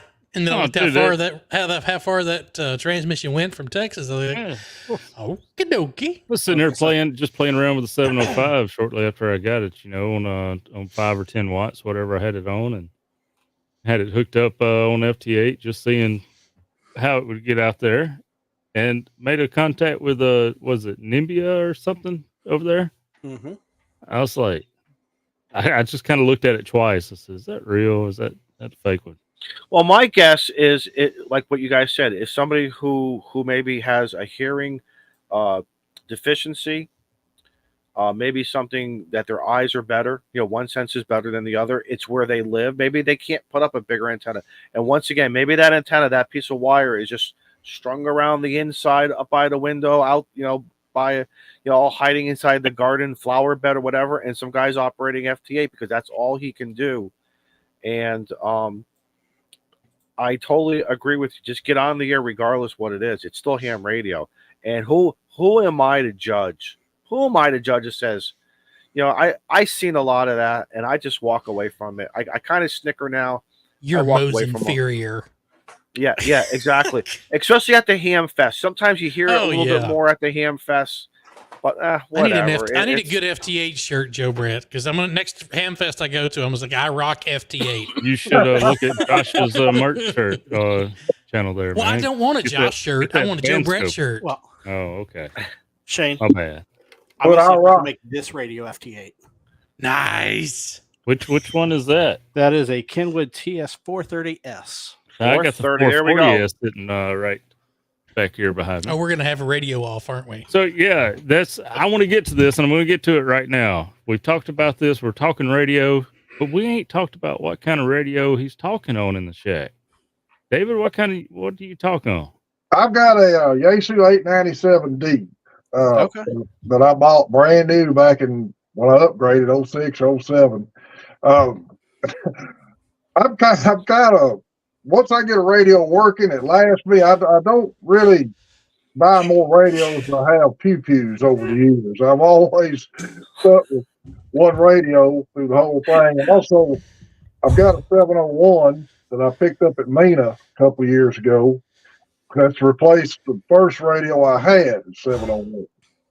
And then I'm running a Kenwood 261A 2-meter for local stuff. And I don't have Kent's 940 right now. I'm going to get it back. He had to change the backup batteries in it. But that's what I run right now. And, but can you FT8 on this? Yeah, look at Shane. Look at Shane. And we can't see Shane. There you go. I bet I can hear FT8 on this. Bet you can. When you came back and I heard you out of breath, I said, he done went and got that receiver. He went and grabbed that Hallicrafters, yep. Hey, if you're going to put that shirt that says, I rock FT8, at the bottom of it, put on there, ask me about grounding and see how that goes. Very good. About my Lord and Savior, the grounding strap. Really want to start a fight. It's kind of a funny story about my first 701. And if you watch some of my videos, you may have heard me mention this. One of my first, I guess, sad ham comment was from the guy who gave me my novice test. He found out I was another guy that found me this 701 and got it for me, and I bought it. And he said, you need to get rid of that 701. It's not a real radio. I go, why? He said, because the VFO knob's over on the side and not in the center. You need to get an HF rig that the VFO knob is in the center. Really? Well, that's not a real radio. And I'm sitting there thinking, dude, you knew I had to sell a gun in order to buy this radio. I had mine's got a dial on each side, weighs 100 pounds. Yeah. That's not a real radio. And I thought about, that's one of the things that's been said. Even I've had the sad ham comments put on me, and And that didn't really bug me, but I've always used it kind of as a reference when people ask me about sad ham selling. I say, look, don't pay attention to it. Do what you can do. Nobody can tell you how to run your shack, your location, your level of knowledge, and your money. Amen. And I've always just tried to give people directions to where they can find their information, or I say, I do it this way. I don't tell people what to buy or how they should actually do it, if that makes sense. But that's why I do that. David, a lot of guys have heard me say many times, I don't tell a man who to kiss, what God to believe in, how to spend his money, and who to vote for. And I'm pretty much friends with like 99.99%. You got to do something really stupid to hurt me or my family. but guess what? Now I'm going to add a fifth one. I don't tell you what kind of radio mode. Just get on the air and be a good ham radio operator, right? That's all that counts. That's right. That's all we can. Shane, unmute yourself, Shane. Shane's trying to say something. I said, just go play radio. Sorry, just go play radio. It was a long walk and a heavy radio. I need to get that thing rebuilt. I can't plug it into power right now because the cable going to it is kind of questionable. And I opened it up the other day and it is covered in all kinds of dust from about 40 years of sitting on somebody else's shelf. Oh, so the best time to plug it in, man. No, there is a local here that restores Joe Brett's gonna make radio. You do it. So I've got an appointment. I told him I wanted to film it. We want to do a restoration on that radio. You know, some guys, they like to step up the voltage real slow. And man, no, dude, I just give it the juice, man. If you're going to rebuild it anyway. See what blows up? You got a starting point then. Right? A friend of mine, if you guys remember, Jeff was on one of the first year of our shows. He does all the restoration of all the shortwave radios and the AM radios. He said to me, look at the power cord. If it's brittle, that's the first thing he looks like. Number one, we're not going to plug it in to see if it powers up. We do not do that. Oh, yeah. But that was definitely brittle. Right. And he said, but that's the first thing I look at. I don't care what. But Jeff will yell at you. You don't do that. I would love to POTA with that. Like set that up as my receive and transmit on something else. I would love to POTA on that. That'd be awesome. What are you listening to? Oh, it's only Elecraft. Hey, guys. I got some questions for our it is that time. It is that time. Are we that far in? Okay. All right. So, David, part of any time one of our guests comes on, they automatically become family. So you're family. Okay. All right. Thank you. Well, we got to make motions at some point, by the way. But before we do that, you have to answer 4 questions. We want your honesty. There's no right. There's no wrong. Okay. But we will judge you on your answers. No, we're not. We're not. So apparently, so will everybody on 10 meters. Wait. Yeah. He's a Texas boy. I already know one of his answers. Right. Okay. All right. Question number 1: chicken, steak, or fish? Steak. And how do you like your steak? Medium. Moving. Interesting. Any particular type of steak, a ribeye to a flank to a New York strip? Any particular? Ribeye, most time ribeye. It's got that extra fat in there, so it's paying juicy. for it. Mm-hmm. and I'm going to say this: I love getting ribeyes going out to eat and letting the wife and kids get it because they're not going to eat the fatty parts, and that's just more steak for me. That's right. You're right. Vern Six likes them still moving. Right. Drag that bad boy across the fire, drag it back, and done. Knock the horns off of it, call it good. That's right. Question number 2. All right. Do you have a favorite ice cream? What's your favorite flavor ice cream? Do you like ice cream? I do. I don't eat it anymore because I'm kind of pre-diabetic, and I'm starting to stay off sweets. But my favorite flavor was strawberry. Excellent. Way to go, Izzo. There you go. There you go. Another reason Bring why it up the hard like times, it. man. Yeah, that's okay. All right. Do you like snacks? Any type of snacks to chew on, munchies, that kind of stuff? Well, used to be donuts, but they're not anymore. It's pretty much just a Chex Mix right now. That's about all I like a good Chex Mix. Hell yeah. Yes. Especially if you do some of that, there's the Creole seasoning. Yes. So if you don't want to buy it, you can buy the plain and then you just season it yourself with like some Tony Sastry Creole seasoning. Well, dude, we were poor. We used to make our own and back then it wasn't cool. Mix? Yes, Cheerios, pretzels, and peanuts. Yep. And then all of a sudden, I agree. then all of a sudden, back, I don't know, 20 years ago, it became cool to eat it, and we were like, hey, wait a minute, we were making that stuff when it wasn't cool. All right, barbecue potato chips, yes or no? I like them. Yes. Oh, Izzo, you lose. You lost Izzo. You're asking a boy from Texas if he likes barbecue. See, I know, right. I know. You should've known that Honestly, answer. before I signed into the show, I had a hard time even writing that down. I'm like, that's stupid, Izzo. All right, big boy, you ready for this one? Yeah. Uh-oh. Your favorite band. My Think favorite- carefully. Band, B-A-N-D. But think carefully when we ask this question. Your favorite band.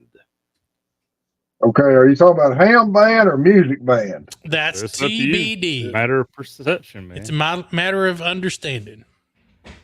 Well, We'll my give you favorite, one of each. We'll right. give you one of each.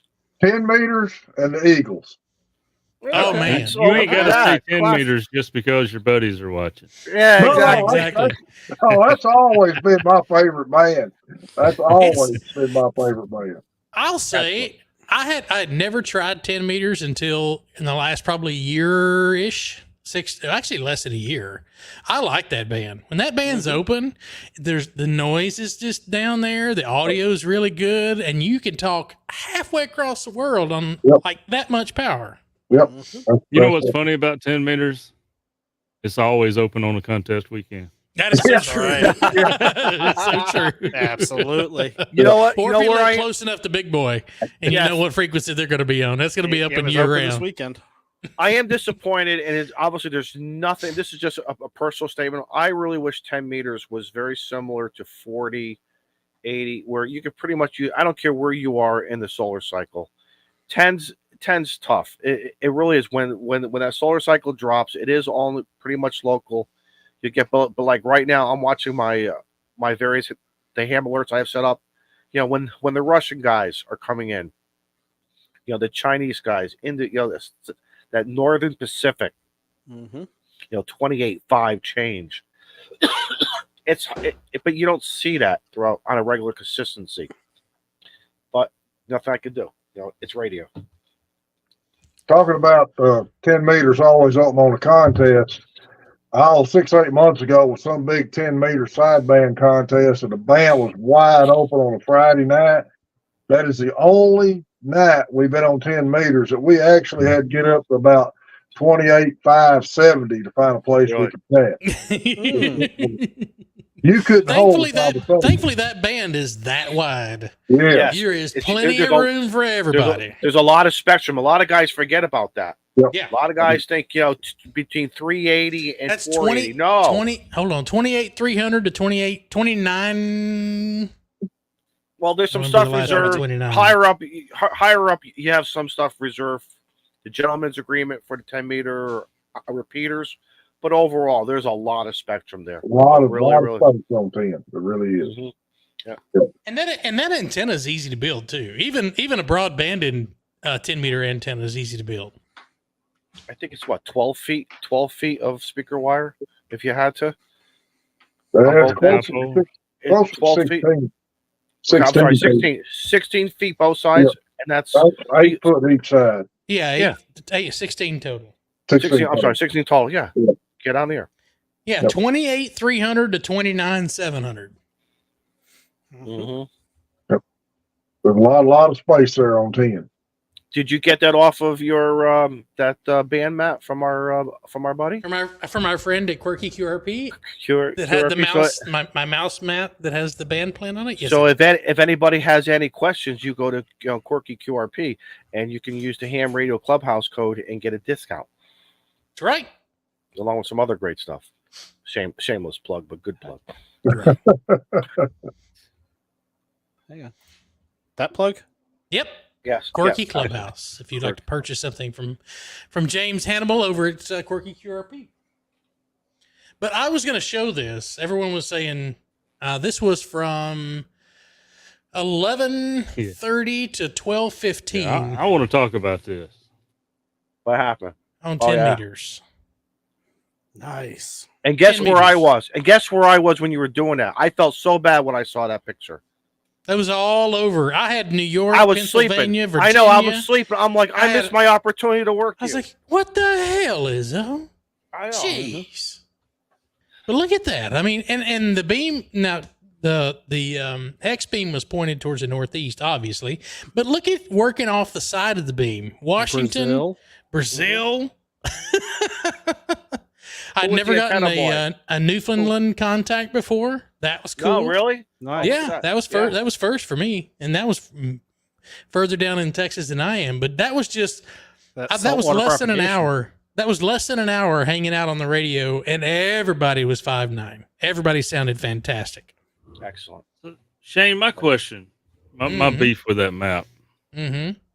On some of those other guys that was down there, Frank and Digital Rancher, you was bragging about almost your entire activation being DX, and I seen 2 damn contacts out of the country on that map. What's the truth, Shane? 3. Well, so the first where they at? 5 contacts were DX. Joe Brett's calling you out because if you he were also to, said I got 40. I made 40. I made 40, and then you look at his log, he's got 39. I'm gonna make David. Because This if is you ham look- court. Wait, time out. This is ham court. Ham court my ass. This is ham court, and David will be the judge. Look David's at all gonna be this the up in judge. Canada. That's DX, son. Man, you can't say that's Canada. That's all Canada. like New York and Look, Pennsylvania. Oh, and stuff. son. You going to make me go pull up my iPad, Just aren't because you? the top of the peg, that don't count. It's where the peg's pointing to. Yeah, that's like pointing way down here, way down south. Your Honor, Oh, Your Honor, God. what? The What's judge We're is in here. trouble. The judge is here. Yeah, that's y'all's matter? now. Uh-huh.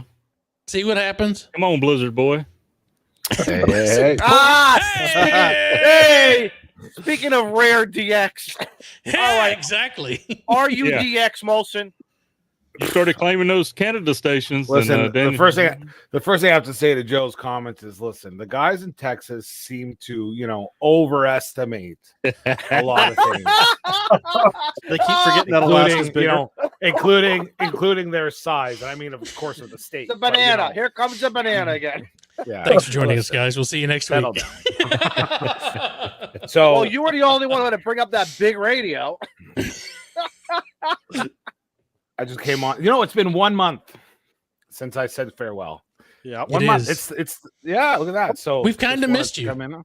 No, it's good Joe to hear Brett your called. voice. No, It's no, good to hear Joe you, Brett. buddy. too. No, Joe Brett said, give him 3 to 4 weeks. He'll be back. Joe Brett. Ding, ding, ding, ding, ding. Well, come on. No. I mean, we told the guy there's going to be times where he needs to come see us. He needs to come talk his shit. He needs some Feed us therapy. Blizzard. You know? I'm in the chat and I was like, guess what's on my way? And Joe Brett's like, a DQ Blizzard. I'm like, yeah. I mean, what did you say? He said, he goes, you know where the link is. Come and eat it. You know where to instead of find us, it. you know? Uh-huh. The key is under the map. You The know where the key is key is. always in. Always under the map for you. You know that. But talking about other bands, 12, 15, and 17. Mm-hmm. Those are other 17 especially, because I think 17 is a very underused band. Yeah, it is Because good. I have gotten, if you get up early enough where the sun's just peeking over the sky, you can listen from Texas. I hear Germany, I hear England, I hear a lot of European stations on 17. Get And- your and ass up yeah, even the- earlier, and I'll see hear what the saltwater will JAs, do for right? you. Seriously, you'll I don't wanna- you'll I don't hear wanna- the VKs. I don't want to wake BKJA. Steve up with the dits and das going on his stove. Go for it. It's not the coffee.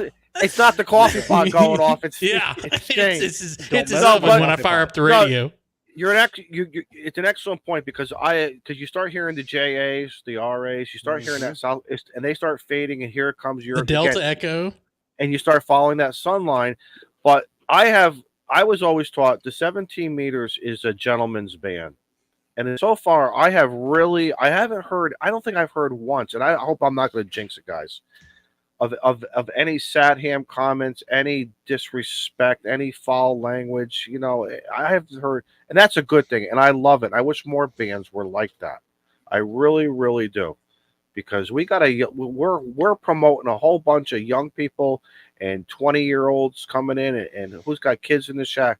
Come on, guys. You know, I will say though, I've noticed, and I haven't transmitted in the extra section yet. I'm still going to do Stroke AE in what the the hell extra you waiting program. for? Because I ain't had Congratulations, by the time. way. I got to work. I Thank would you, have done Daniel. that. appreciate I it. would. Oh my God! I haven't had time, son. Work Come at on home now. And I don't. Only on Now- Mondays and Fridays. Yesterday was Monday. And I worked from 7 a.m. to 5 p.m. And whose fault's that? Okay, then you wait Both. so I can get my extra. Wait so I can get my extra, and you and I can be our first two. We'll rag you. We'll rag. But what I wanted to say is, if you can spin the dial down into the extra section, just even if you're a general and you want to listen, just go listen to them. Some of them will try your patience, but the vast majority of them, it's a very cordial, very, very slow. It's a slower paced environment down there, unless it's contest weekend. But I listened to Carlos activating in the extra section of the band, and his pileups sounded like they ran smoother. People didn't talk over him. People didn't, it would just seem like it was a more chill place to hang out. So could be just me. You do. I have noticed over the times, there is a group of people who go to the extra section, because and they'll say it on the air. Essentially, they go there to stay away from the poor operators in the general, right? And which I don't know, maybe I don't know, but there's like some people hang out in that, because I've heard it on the air numerous times, and there's a little bit of an attitude that goes along with it. It's like, oh, sorry, I didn't realize it was the Millionaire Club and I wasn't welcome. Sorry. Sorry, I didn't mean to stumble into your 160-meter conversations, sir. Molson, like with your Yep. Molson, with your Canadian license, can you go into our extra portion right now, or what's your limits?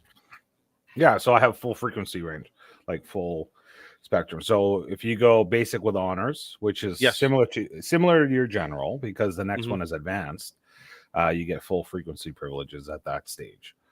So what does advanced give you? More power.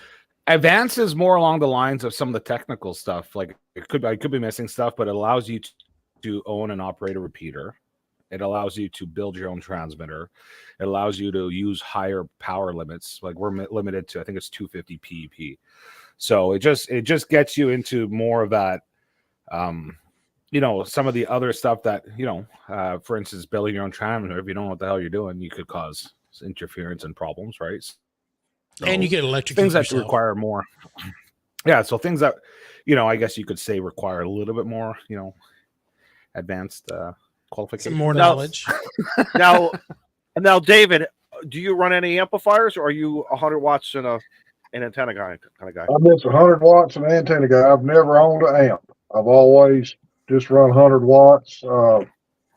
Been experimenting a little bit with QRP here lately. In fact, if you get on 10 meters and catch the band open and you're having a hard time breaking a pile up, you turn the power down and tell them your QRP, and you'll have everybody piling up on you. Isn't that amazing how that works?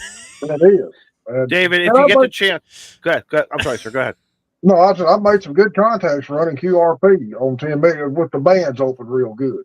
So if you every Sunday night, Kevin K0KLB up in Iowa runs a QRP. It's start at whatever power you want, and then kind of bring it down. Then he has his buddy Steve in South Carolina also listening too.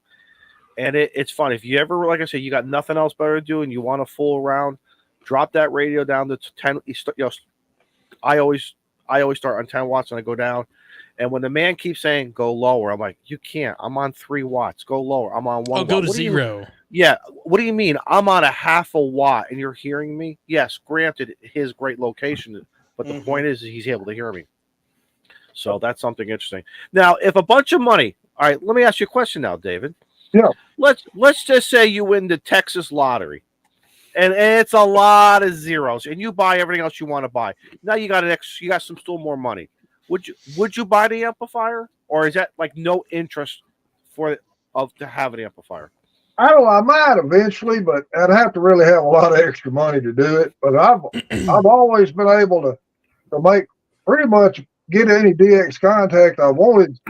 Just sat and listening for a while. I've listened to a station I wanted to get for 20 minutes to A, kind of figure out who he's picking, or B, let some of the amp guys get their contacts in out of the way. Yep. And go from there. But I've really made a lot of contacts just running 100 watts. But if I had the disposable money, I might go. That's disposable money. Yeah, that's how we're gonna frame it. Yeah.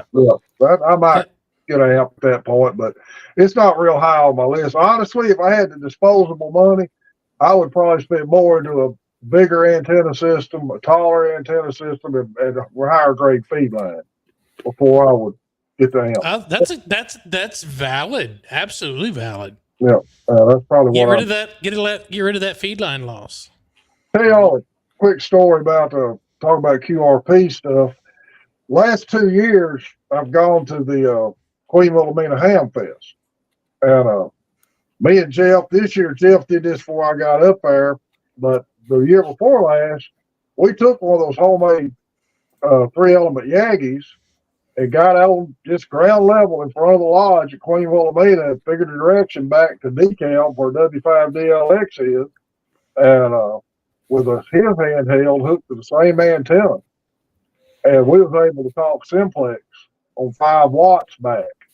Nice. So it's 100 miles across there, just 5 watts with talkies hooked to those 3-element Yagis. And this year, Jeff took it even down another notch, took a different talkie up there, and actually got it down to a 0.5 watt and was still able to make contact. Nice. 100 miles away. I'll say, if you haven't been up to Mena, Arkansas, to the Queen Wilhelmina State Park, that is some gorgeous places to hang out. That drive, I used to ride motorcycles a lot, and that was one of the biggest motorcycle rides was Dallas up to the Queen Wilhelmina State Park, and then across over and come back to Texas. That is absolutely. I didn't know they had a ham fest up there. Yeah, and in September, it's the weekend after Labor Day. In September. I might have to go up there just because I've never had a chance to stay in the lodge up there, and I think it's gorgeous, and I could play ham radio from up there and do some POTA. I want to call this out because if you say it enough, it will happen. And James at Quirky QRP, he don't waste no time, does he? I might have to order one. He multitasks. Bro, does your RF even wiggle like Shane's banana? I want to see this T-shirt in the wild. I'm going to order one. It's absolutely hilarious. James, can you get me that before Orlando? For those of you who have no idea what we're talking about, Callum, he refers to RF as the Wigglies, and he's like, I'm putting the bananas down the feed line. So I'm about to order that shirt. Hey, David, tell us about your terrain. Oh, there you go, Shane. Time out, Shane. What color you want, Shane? What color you want? Yellow, of course. It's bananas. Yellow, bananas. James, thank you so much. I will wear it on the show. David, what do you have for terrain? Are you fairly flat, mountain ridges? I'm not familiar with your. The land is kind of flat, but we do have a lot of forested areas. I've got trees right north of my house, and I've got 29 acres of pasture behind me. It's bordered in trees. So, yeah, we kind of a mixture area here of rolling hills, no mountains, just we refer to more as flat land, but we got a lot of trees in the area too. So. Okay, because that's let's face it, especially when it comes to VHF stuff, simplex, that's a plus. 6 meters, it's really helps push that signal having without having those, because like in my area it's tough. It's very, very tough. Just literally 5-10 miles north of me. And we're all granite, and it likes to suck up that RF. I know that from a public safety factor. We have to get very creative how systems get designed and engineered. But from a ham radio perspective, I tell everybody, it's tough. Don't raise the bar. You go with directional antennas, and that's what you're going to have to do. And because for a while there, we were trying some a 2-meter sideband as part of our Aries. When I was doing Aries back in the 90s, everyone's like, well, we got to do something on 40 and 80. I'm like, no. Let's do it on two. This is then all of a sudden the HF manufacturer started adding 6 meters. All of a sudden now you have this. When the ICOM 706 Mark II came out, now you got 2 meters with sideband options. And I'm like, guys, let's experiment. In a simple 3-element beam on 2 meters at 50 watts is going to really get you into a couple counties. So so your environment plays a factor here too. Yeah. One morning here at the shack, I've tried to get, in fact, I have now, I've worked all states, get a card from all 50 states. And most of them been on 10 meters. But Oklahoma, Kansas, Arkansas were super hard to get. Especially, I never could get Arkansas. And one morning, I just got on 5.2 and just ID thinking Cody might be in the shack 12 miles away. And I called a tropospheric ducting, and this guy come on. He said, KB5 MIQ, is that you? I go, yeah, go ahead. Come to find out, he was in Crossett, Arkansas, which is 150 miles away. Nice. That's awesome. And he's actually one of my subscribers. And it was just awesome. Total accident. Even Had a real better. good conversation with them, and that's how I got a card from Arkansas. Was on Now, a Dave, let's flip back for a minute. content. Let's flip back to what we were talking about earlier with TV, with the TV stations. Right. We didn't know it, but when the TV stations got clearer, it was because of tropospheric ducting. We didn't know it as a kid or as a young teenager. And now when you get into this hobby, you start learning and with TV with all the skip coming in. Right. Man, you knew when TV stations were, all of a sudden Bob Barker and The Price is Right is crystal clear. There you go. That's the Charleston. That's Queen Wilhelmina, by the way, for those of you who are watching. That's Nice. that's from the Queen Wilhelmina State Park. That's a nice ridge. That's a beautiful ridge. Look at that. Beautiful up there. Yep. I was going to say Absolutely. Tropo is how the Charleston folks used to listen to WAPE out of Jacksonville, Florida on AM. Oh, yeah? AM, bro. I've come to enjoy working AM, and I think I've convinced Mike into MAK because he started doing some POTA on AM. He's got a POTA this weekend on AM. If I have the time, I'm going to try to make the time. I want to go out and try to do the same thing. But I just love the sound of AM. Mm-hmm. The 7300 at about 65-70% power sounds really good on AM. And the antennas that I've been using so far, nobody's had any complaints. And I think it was awesome though, just to be able to make an AM contact on the 7300. Can I tell you something? Guys, bitch slap me, tell me I'm stupid. I'm scared. Maybe, I don't know. I'm afraid to take that mode. Thank you, Molson, and push it to AM. And I don't know why. Am I gonna it's weird, and I want to do it. Especially on the 7300, it's easy. Just push, go in the mode, push hit it. AM, turn it down to about 60% power, and you're good. Even Mike into MAK, he's ran it at 100% power before and sounded good. And Mike's in Western New York, so for me, 40 meters at night may be a real nice. I think he was down to South Carolina on 40 meters AM from the park. Dang it! Okay. I know. All right. I missed it too because I was Mike, like, all right, next time hit he's me up. around, I'm gonna spin that beam and I'm gonna hit him up. I don't think I could get him 40 meters from Texas on AM, but I could probably get him from South Carolina. Antenna boy, Right. spin that beam. Mm-hmm. See, Ham Radio Tube's got it. He says all we're saying is give AM a chance. Just try it. Just try it. All right, John Lennon. Right. Well, Just give it a shot. I finished I my finally tried AM here a while back on 10. And I've enjoyed working some 10 meter AM contact. I hadn't even thought about that. That'd be fun too. David, Now, there are some gentlemen's agreements as to where AM should hang out. So I I strongly suggest those that haven't to go to look at the Considerate Ham Operating's Guide and see where AM usually hangs out. That way, you're not running 6K wide in the SSTV area. But yeah, give it a shot. It's so super easy. Same antenna, just switch the mode around.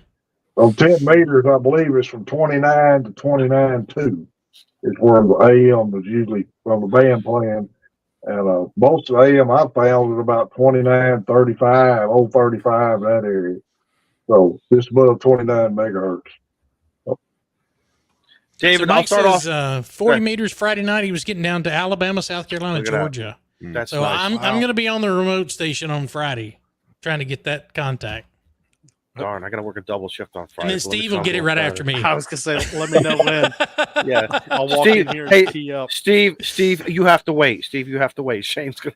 It would not be the first time he and I have tag teamed a contact before. I can always disconnect the remote too. Right? Yeah.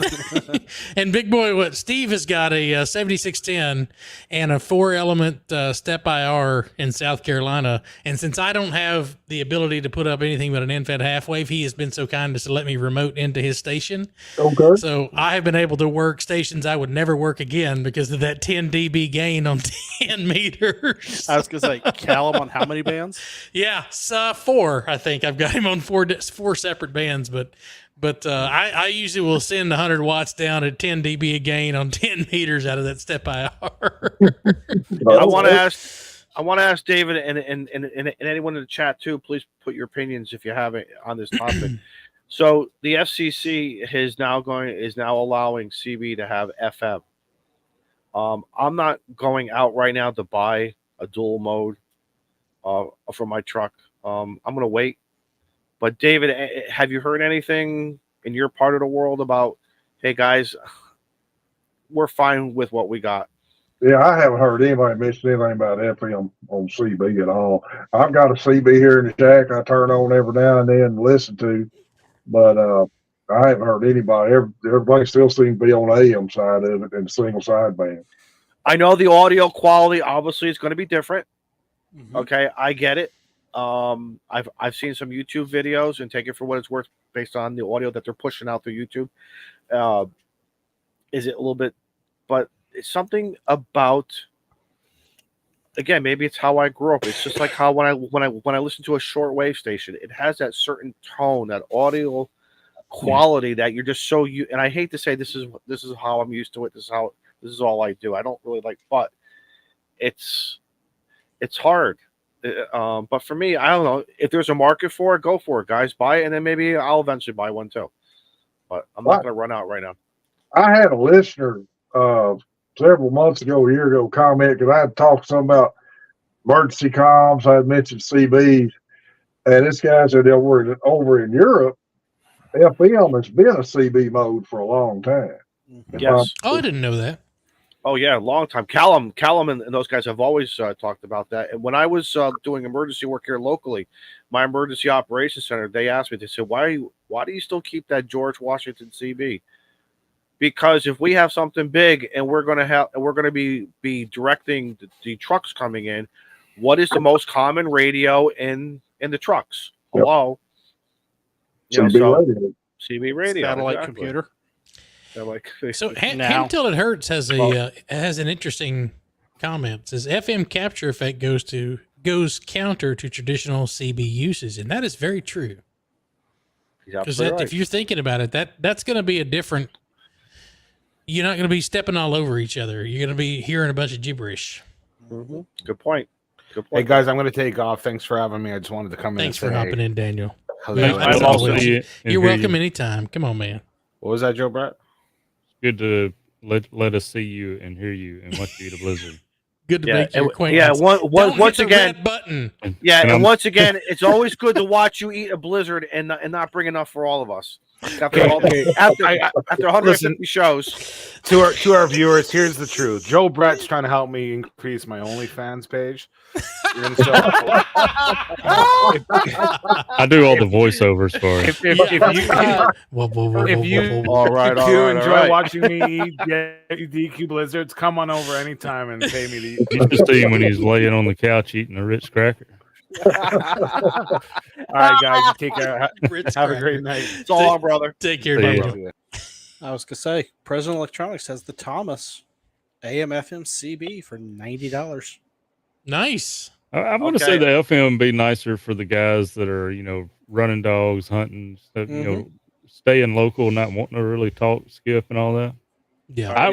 When I go over an 11 meters on 7,300 or something, I'm going to say, just off the top of my head, most of the stations that I hear are running sideband.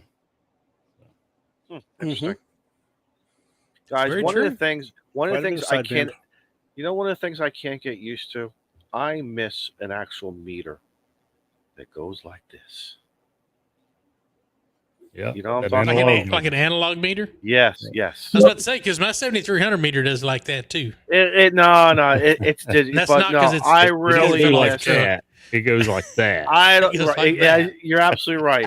So if there's any manufacturers out Meter there, or if I am the anomaly, so be it. And I still will buy your radios. You all know that. But I would really love to have nice analog meters. Something about that, man. I was gonna say, Eric says 7610 has an FM. analog. Right?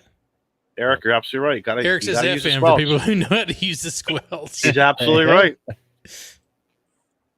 One Yeah, I thing, told yeah. her the FTDX10 has an analog meter, buddy. All right. Well, maybe Y'all was next one. talking about 5.2, and I tuned out, and you see me looking this way a lot. I was digging in my logbook because I was wanting to find my longest simplex 2-meter 146.52 contact, and this guy was in the state of Kansas at the time, and it was a little over 400 miles. He's changed. He's moved to Oklahoma now, so the distance isn't right, and I didn't put it in my comments, but he done the heavy lifting. I mean, I had a beam, but he had two. So, but we made the contact. That was fun. Nice. I was gonna say, Joe, we can make that longer. What? At Huntsville, we can make that distance even longer. What are you talking gotta- about? Jump with Carlos. Oh, He's trying to get you to fall out of a perfect. you want me airplane. to become a satellite? I get it. Yeah, absolutely. I've seen the RF gain that Robert points at those satellite parachute jumpers. And I just don't know about the emissions qualifications on that. Liz, you guys got Carlos all excited. You got him all. He's All capital. jumping right now. Look, he is jumping like a bean right now. He's bumping. you talk about that analog meters, but I like those too. That's one of the options. LDG made an analog meter for these 897s, and I run one on mine. I find myself looking at it more than I do the meter that come with the radio. Mhm. It mesmerizes you, doesn't it? Just something about the old, because you could hear the voice, and that meter would follow the voice that you were listening to in your ear as a young. I know for me as a young kid, and it would, So yeah. Plus, if you have the option, I can leave the meter on the radio set for output power, and that meter set for SWR. So it's you got some different functions you can use with it. But I just like the analog meter myself better. I mean, I have my digital cluster on my car set to analog gauges, so I mean, I'm with you there. If there was an option on the 7300 for analog gauges, I'd probably do the same thing. There's not. No, that's If why. you do the software, you can. Yeah, Win4 ICOM and some of the others give you the analog look. Yeah. But David, are you doing any of that? Are you taking any radio and putting it on a computer screen, or are you just strictly in front of a radio? The only radio that I actually have, well, no, I'm not having any radio on a computer screen. I run the WSJTX program on FT8, but now if I'm on a radio, I'm in front of the radio. Right. So I don't have any computer control radio stuff at all. So I'm the same way. I'm not. Again, I'm not against anybody who does it. It just hasn't enticed me. I don't spend a lot of time in my shack. I'm more like here in the tent. I'm in the POTA fields. I'm in my garage. I'm in my backyard operating. So I'm not a traditional ham shack guy. But even when I'm down there, it doesn't. So far, the bug has not bitten me to go plug something in the back of the radio, plug it into the computer, and bring up everything and control it with a mouse. It's not for me right now. So, but for those guys it's very impressive. I think it's impressive. But regardless, I get on the radio, have fun. I had a really cool contact. Talking about remote operations and the computer. I was here to chat one day. I heard a 6 call calling CQ on 10, and I my rule of thumb: if I work the state or work the country, I may not answer them the first time they call. Let somebody else work them. But if they keep calling, nobody answer them, I'm going to answer them. And I had actually looked this up on QRZ, and he was in California, so I answered him. We was talking. He said, "Where you at?" They said, "Well, I'm in Avery, Texas." He said, "Well, my QRZ page says I'm in California. That's where I live, but actually I'm in Longview, Texas right now." And he was using his computer and working his shack remotely back in California. And I always thought that was a cool contact. That's nice. Surprised you didn't. It did, because I had never seen it done or really heard about it at that time. And talked to the guy a good bit. He explained all how his setup worked and all that. And I thought it was real interesting. What do you want to do next in the hobby? Is there anything you're saying, anything you want to do differently or try something new? Or I'm trying to work as many different modes as I can, and I can work a video up about them so I can, show some new guys some different things, and I can learn from it. No matter how long you stay in this hobby, it's a constant learning experience, and that's just why I'm trying a few new modes as long as I can and can afford to get into them, and so I can say I've done it. And when people ask me questions about it, I'm gonna tell y'all something you get a kick out of. I always call myself the computer caveman. When I first started my channel 3 years ago, there was a Facebook page that just started, and he was letting me put my videos on there. Well, he wanted me to do a live with him, which was like 3 people watching it, and I'd never done this. And we were talking about radios, and he asked me, he said, "What do you think about Raspberry Pi?" And my first thought was, why is that to be about a dessert? It's pretty damn good, if you ask me. My first thought was, why ask me about a dessert? Then it hit me. Oh, that's some kind of computer gizmo. I said, well, they're all right. I don't have one. I just let it go with that. But Ken always says I know more about computers than I let on. I hate to break his bubble. I really don't. There's the reason I call myself computer caveman for a reason, I promise. Hey, Steve, did you want to make a motion or something before?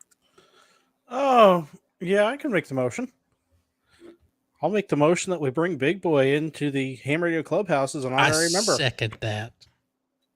Thank y'all. All in favor. Thank you. Absolutely. So now, David, you know what that means. Doubt. Yeah, so you know what that means now. You're going to get a bill every year for $0. Don't pay it. It's going to cost you more. Yeah, so after a while, we're not going to send you anymore because the postage will be.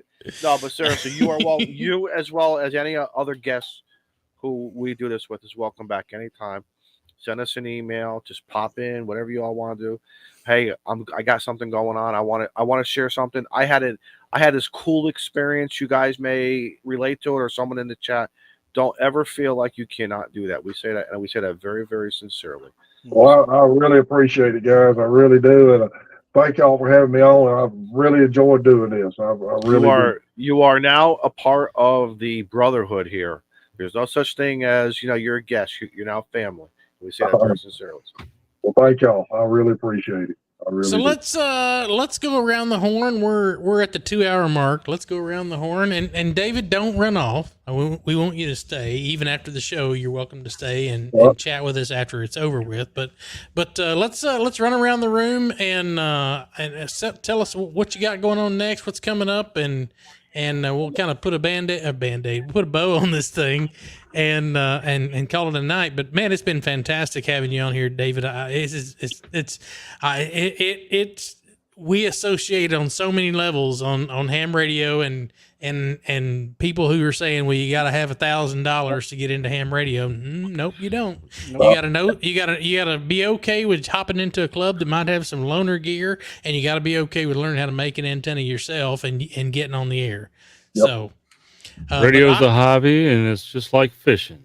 You Mhm. can fish with a cane pole off the bank, or you can buy an expensive boat. That and is so expensive true. reels. That's exactly right. That's so Whatever true. you feel like break doing. out you can another do. 1,000. Yeah, right. So we started with you, Steve. We'll let you kick off the evening go rounds. Over to Yep. you, buddy. So AM contest this weekend. I'm gonna try to work some of that. I might actually record it. I don't know. We'll see. Doubt it. But I wanted to share one of my field day pictures. Well, that's cool. This was the 40-meter station inside the trailer.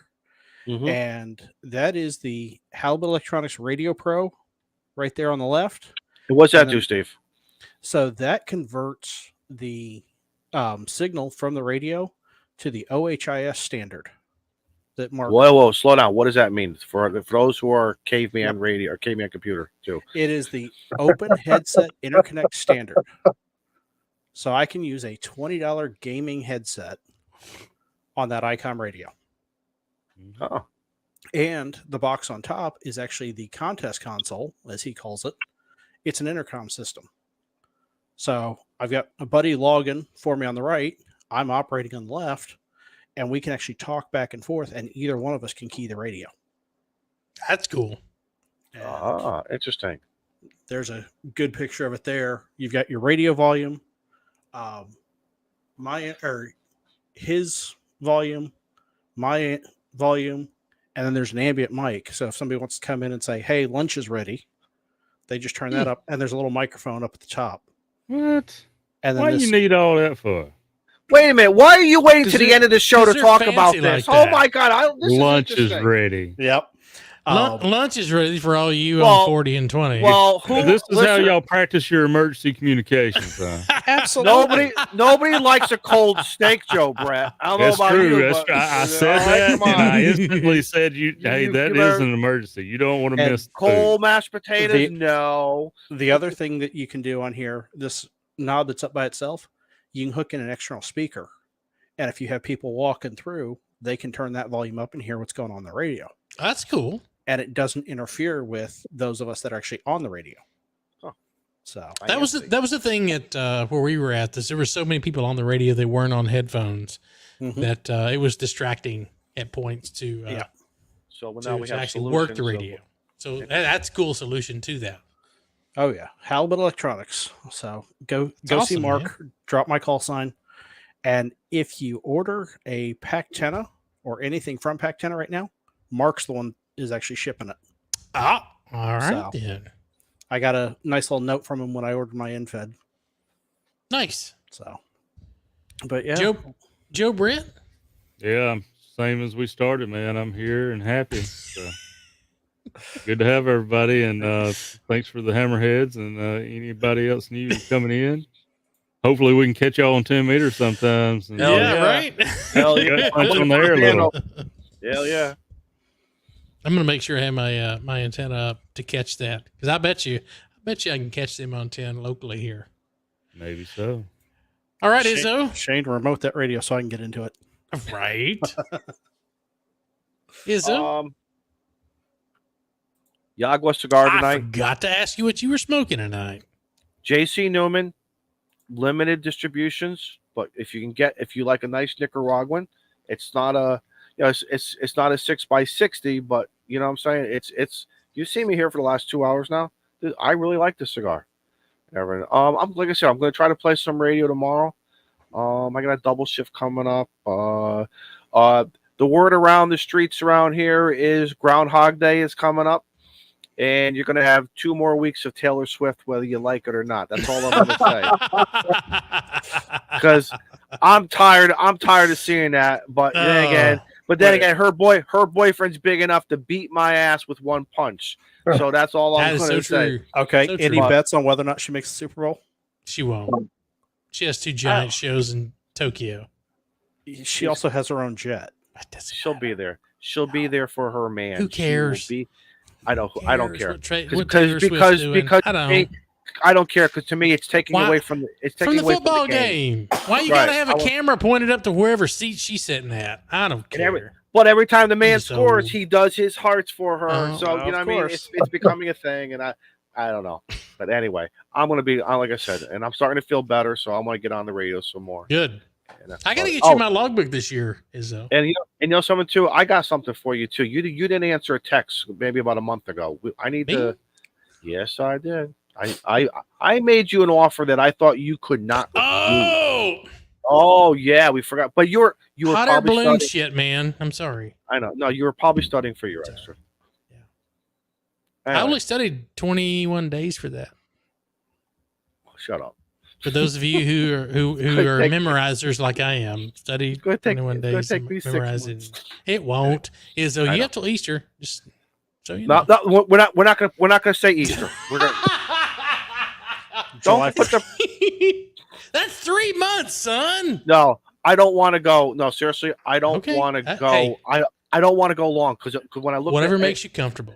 Could like a hair between he's like I'm gonna throw the book away right now. No. This is a very good book. It's different. I'm studying differently. I'm studying different in how I've even my EMT classes and anything else. I'm doing something different, and I'm kind of proud of myself. I gotta just don't like I said. I can't let the blockers of why do I gotta learn this, and I'm never gonna use. I gotta. Vern, so does Carlos. So, but there you go. We have to work on that. David, do you want to say anything tonight? Goodbye to anybody. Well, I thank y'all for having me on here. And good shout out to the Hammerheads. If y'all can hear us Thursday night, you'll probably hear them roasting me a little bit Thursday night. I'm looking forward to that. Right. I got some review videos I'm working on for MSJ right now, and this is Join Ham Radio, and still got old Ham Radio Cat still laid up here with me. And thanks again, guys. I was asleep. Guys, sub his channel. Guys, sub his channel. He's also on Twitter. Follow David Big Boy on Twitter. Steve's dropping that link in there, so follow Big Boy. Get them subscriber numbers up. If you want some simple, low down, and I will say this: ham radio right there's your anybody channel, on that Twitter or an X, when you search for David, just be careful. There's another one. Look for David's picture. Look for David's picture. I'm not going to ask you what the other one has on it. No, I didn't see anything, but I knew exactly who I was looking for. Was it ham radio? I don't know. I knew exactly who I was looking for. I was going to say, those looking for the extra class, W4EEY is streaming that on their YouTube channel.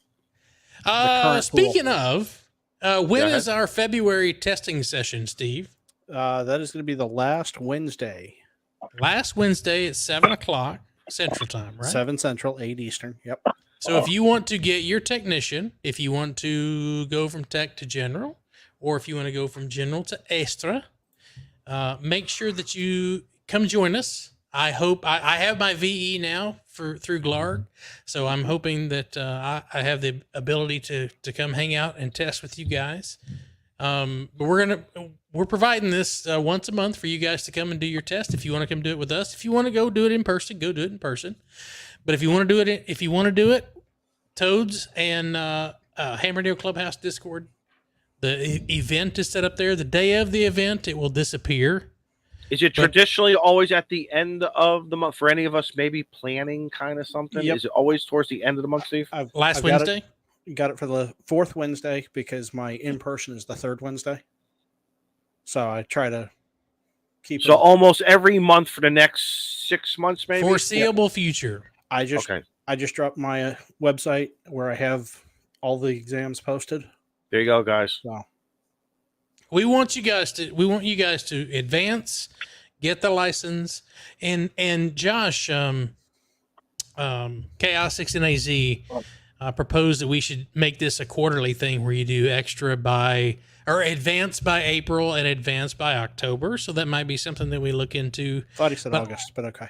Who knows? It happens. But either way, making it I would do it year round, honestly. If this were a thing where we could promote it to where, hey, you got 3 months to get your whatever your next ticket is, whether it's a first or it's your extra, do it in 3 months. We're going to be here to support you. If you have a question about something in the question pool that you don't understand, join us over at the Ham Radio Clubhouse, K5YVY and Friends Discord. Post it in the Extra by Easter chat group. That'll change as we move on to the next contest, but post it in there. There's probably 300-400 people in that Discord, and somebody is going to have that answer for you. Mm-hmm. And we want to help you out. So I invite all of you guys. There's a link down in the description of the channel. Join us over in Discord. We don't do the Facebook. We don't do the Twitter. Well, we do Twitter, but it's only to get the information out about the stream. But join us in Discord. It's our virtual ham radio club. I know we haven't said it, but that's what it's turned into. We meet every Tuesday nights at 7 o'clock Central Time for those who want to hang out with us. But for the most part, if you've got questions, anything, like there's the channel in our clubhouse for pretty much anything you have, any need you got. So we invite you to join us. I'm going to say 73 and wave at. Hold on, sorry. What happened to Joe Was that Brett? Joe Brett? Oh my I'm Because I God! was wondering if anybody remembered to mention to Big Boy not to leave. Yes, I we did. Yes, he did. Okay. And then I was You going weren't to say, listening. It's like and a- I So we thought, can say goodbye formally. and Bye, everybody. I thought David Bye. was going to give everything to What? Joe Brett. Wave at the camera, but Big Boy don't go anywhere.